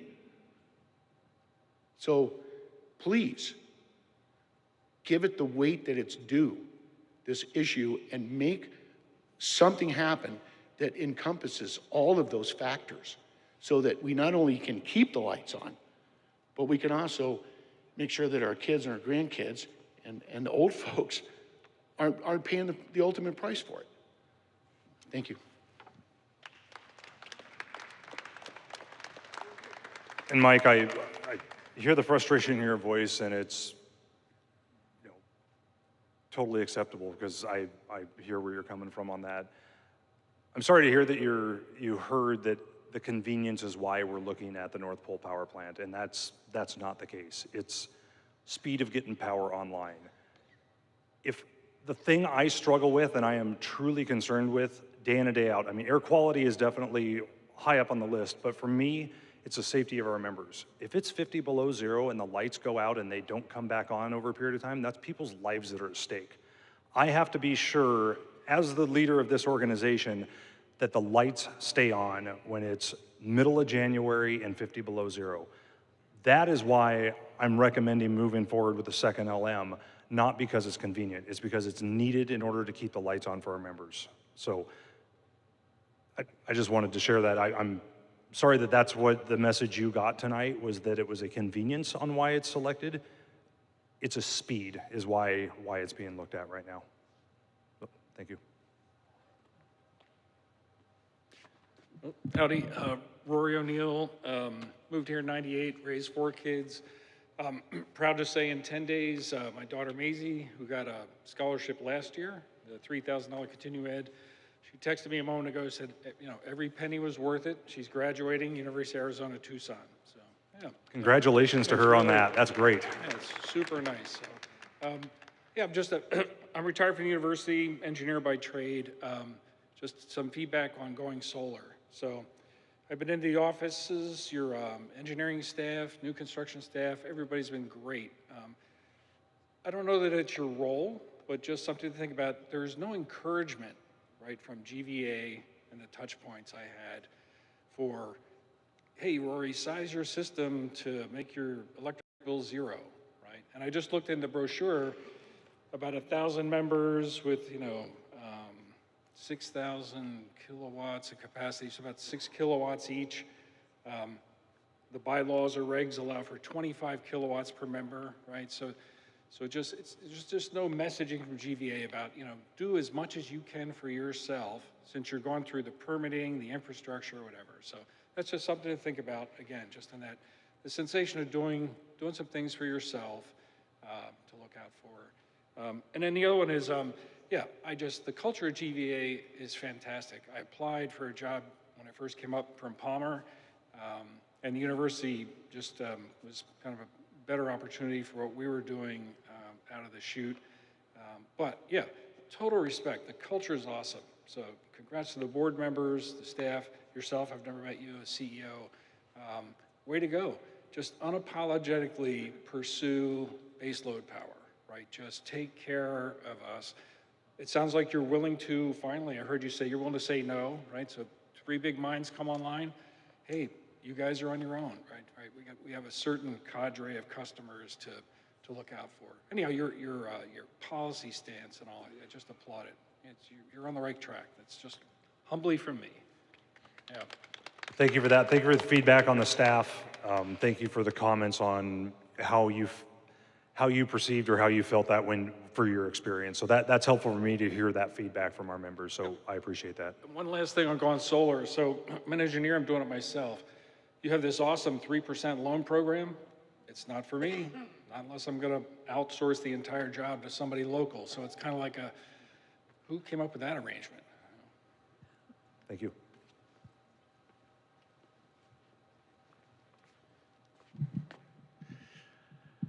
About 8 years ago, I came to the hearing auditorium and I was the last speaker. And it looks like I am this time. I waited it out. First of all, I would like to thank you for the reliable power. My name is Glenn Rissy. I own Rissy Greenhouse. And for the last month, or month and a half, 2 months, actually since March 1st, I get up hourly.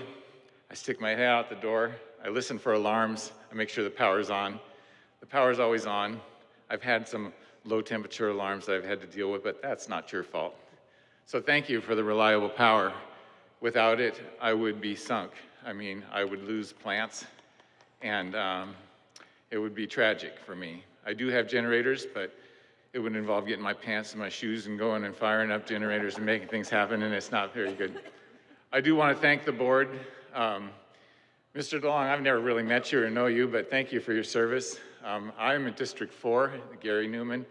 We have talked at length about issues with Golden Valley. But the last time I talked, I was contemplating putting in solar, and I was upset that Golden Valley wasn't buying back the power at a decent rate, and so I was trying to use all my power. And not a day went by before one of your board members, Mr. Dave Messier, contacted me and talked to me about solar, and it made it happen. I have 25,000 watts of solar in my array, and I save almost $10,000 worth of, I create $10,000 worth of power for myself. I use every bit of it because during the time that the sun is out the most is when I need the most amount of power. Because of that, I was able to apply and get grants from the U.S. Department of Agriculture, and also I was able to take advantage of the tax credits, and it has paid for itself, and it's a wonderful thing. I don't know that solar is for everybody, because in the wintertime, it doesn't pay to shovel them off. You just don't achieve enough power from your solar panels to pay somebody, but I do want to thank you for that. Now, somebody else took one of my topics I want to say, and years ago, when Fairbanks needed more reliable power and Anchorage had excess and the railroad belt intertie was built, it was obvious that building the intertie was a more reasonable investment than putting a gas line from Anchorage up here to power our power plants, and I think that the same could be true from the North Slope. I don't know why you're waiting on somebody else to develop it. I think Golden Valley should look into being their own developer, just like we own the power plants in the Healy. We should look into developing our own grid. And I don't know what it costs to put a transmission line in, but I'm sure it's cheaper than putting in a gas line to power our facilities. But I just want to say thank you. Oh, and there's one other topic I won't bring up. I think everybody on the stage knows what I'm holding here. It's a little topic. You give away plants. I'm in the business of selling plants. I really believe if you want to give something away, you should probably give away solar panels. That's your business, not mine. And I believe that I asked you up front why it is you give plants away, and you didn't know the answer. But now you do, because I think I told you. All the plants you're giving away stay short. They don't grow into the power line. So it was an attempt at one time, 20-some years ago, to get people to put lilacs in rather than birch trees so that they wouldn't grow into the power lines. I would really love to sell you some lilacs and some chokeberries and some things like this nature instead of buying them out of South Dakota or North Dakota. So thank you very much for your service, you guys, and thank you for the dependable power. Oh, one other thing. Can I get one more gorilla out of the cage? This isn't going to sit well with this community, and I know my representative probably won't like this, but why not micro-reactors? I mean, isn't it time? The technology's there. It runs all of our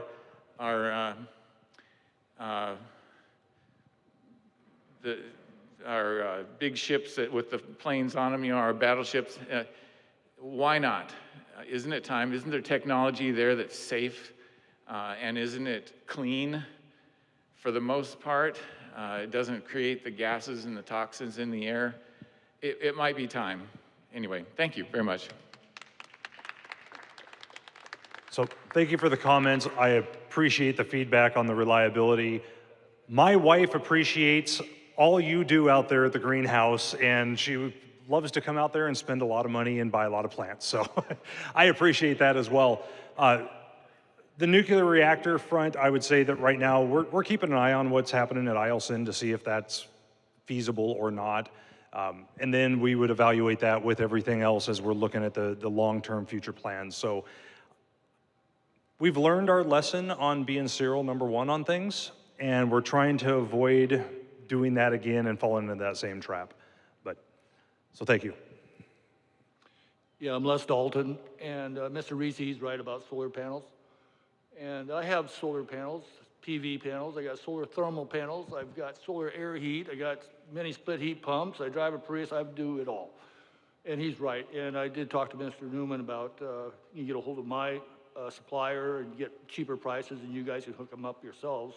But I don't think you guys are doing enough for promoting power for solar panels. And solar panels are great. You set them up, you're done. No moving parts, no nothing. I mean, I've had them for a long time, and they do excellent. And then, since you've had so many tough questions, I thought I'd be nice on you, Mr. Travis, that I want to talk to you about your linemen. And the trees keep falling on my power lines, and I have surges. And then they come right out. Right out. I mean, they're out there within hours. I even make them lunch. I appreciate them so much. And I really, they're kind, they're respectful, and they do their work, they do it safely. One guy's on with the power, trying to get the trees off. They do everything according to safety standards. And then I had a tree fall on my drop, and I'm up there, and they showed up no time. And they said, let us do it, we'll do it for you.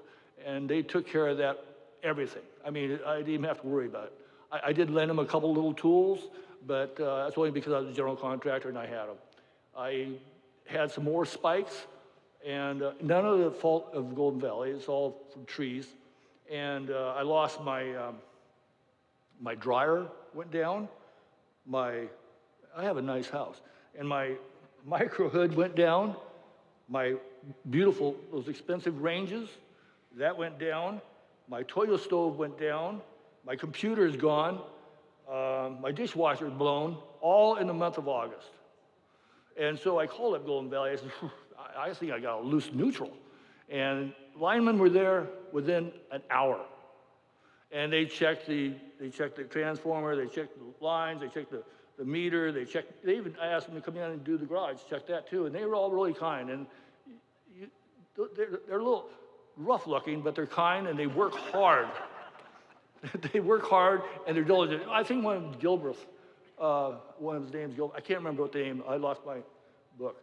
But a shout out to them. I really appreciate them coming out. Within an hour, this is on a Friday. I called it like at 3 o'clock. I expected them on Monday. They were there within an hour, just like that. And so I really appreciate it. And all the rest of the arguments I had, your staff was fully informed and they answered all the questions I wanted to ask you. So thank you for keeping everything going. Smooth, running smooth. Thank you for those kind words. I couldn't agree with you more. We've got an awesome staff. Our linemen are second to none. So thank you for those comments. Bruce, Sir, just 1 second. Sir, did you have a question back there? There was somebody.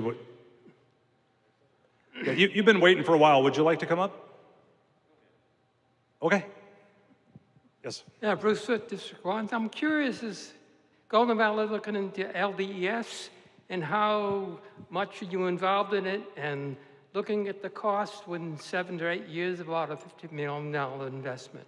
I'm wondering what's Golden Valley's attitude on this and type of materials to be used in storing this energy that is backed up and then you can take it out, and it's something like 2 to 3 days energy would be storage. Could you give us any insight on that, please? Yeah, that's a fantastic question. So for those in here that don't understand what LDES is, it's long duration energy storage.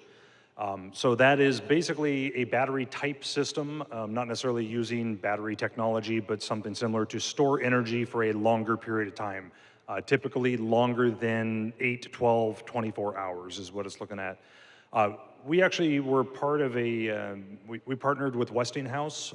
They received a Department of Energy grant to look at studying and potentially deploying a long duration energy storage facility. The one that we were looking at was essentially 100 megawatts for 24 hours that it could produce and put back onto our system. We were working through the phase 1 engineering design, preliminary engineering design and evaluation of the project. With all the federal government changes that were going on with the different departments of energy and other parts, the project kind of got paused and started a couple different times. We're almost to the final decision point on the phase one on whether or not it would be economical for us to invest into it or not. Right now, Westinghouse is looking at doing another study on top of that to look at the rail belt as a whole, or the state of Alaska more or less as a whole, for utilizing this technology. So we are working with Westinghouse right now, evaluating that exact technology, and we should be finding out here, hopefully in the next couple months, on whether or not it would be economical for us to pursue it further or not. So thank you for that question. All right, I'm not seeing anybody else in line. So with that, I do want to thank all of you guys for sticking around and staying here as long as you did. The one thing I've learned about Golden Valley and our members is that you guys are very involved, and want to be very involved with our utility, and I appreciate that. But before we wrap up tonight, I want to first thank all of you again, but I'm going to hand it over to Tom DeLong to close out the meeting tonight. So thank you very much for coming out.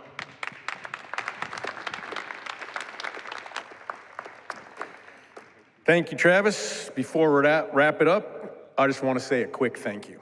After more than 20 years on the board, this will be my last annual meeting as a director. I've had the privilege of working alongside dedicated directors, employees, and most importantly, serving the GVEA membership and our members. The cooperative has meant a great deal to me, and I'm proud of what we've accomplished together. I have full confidence in the leadership and in the direction that GVEA is headed. Thank you for being here, for your engagement, and for being part of your cooperative. With that, I'll take a motion to adjourn.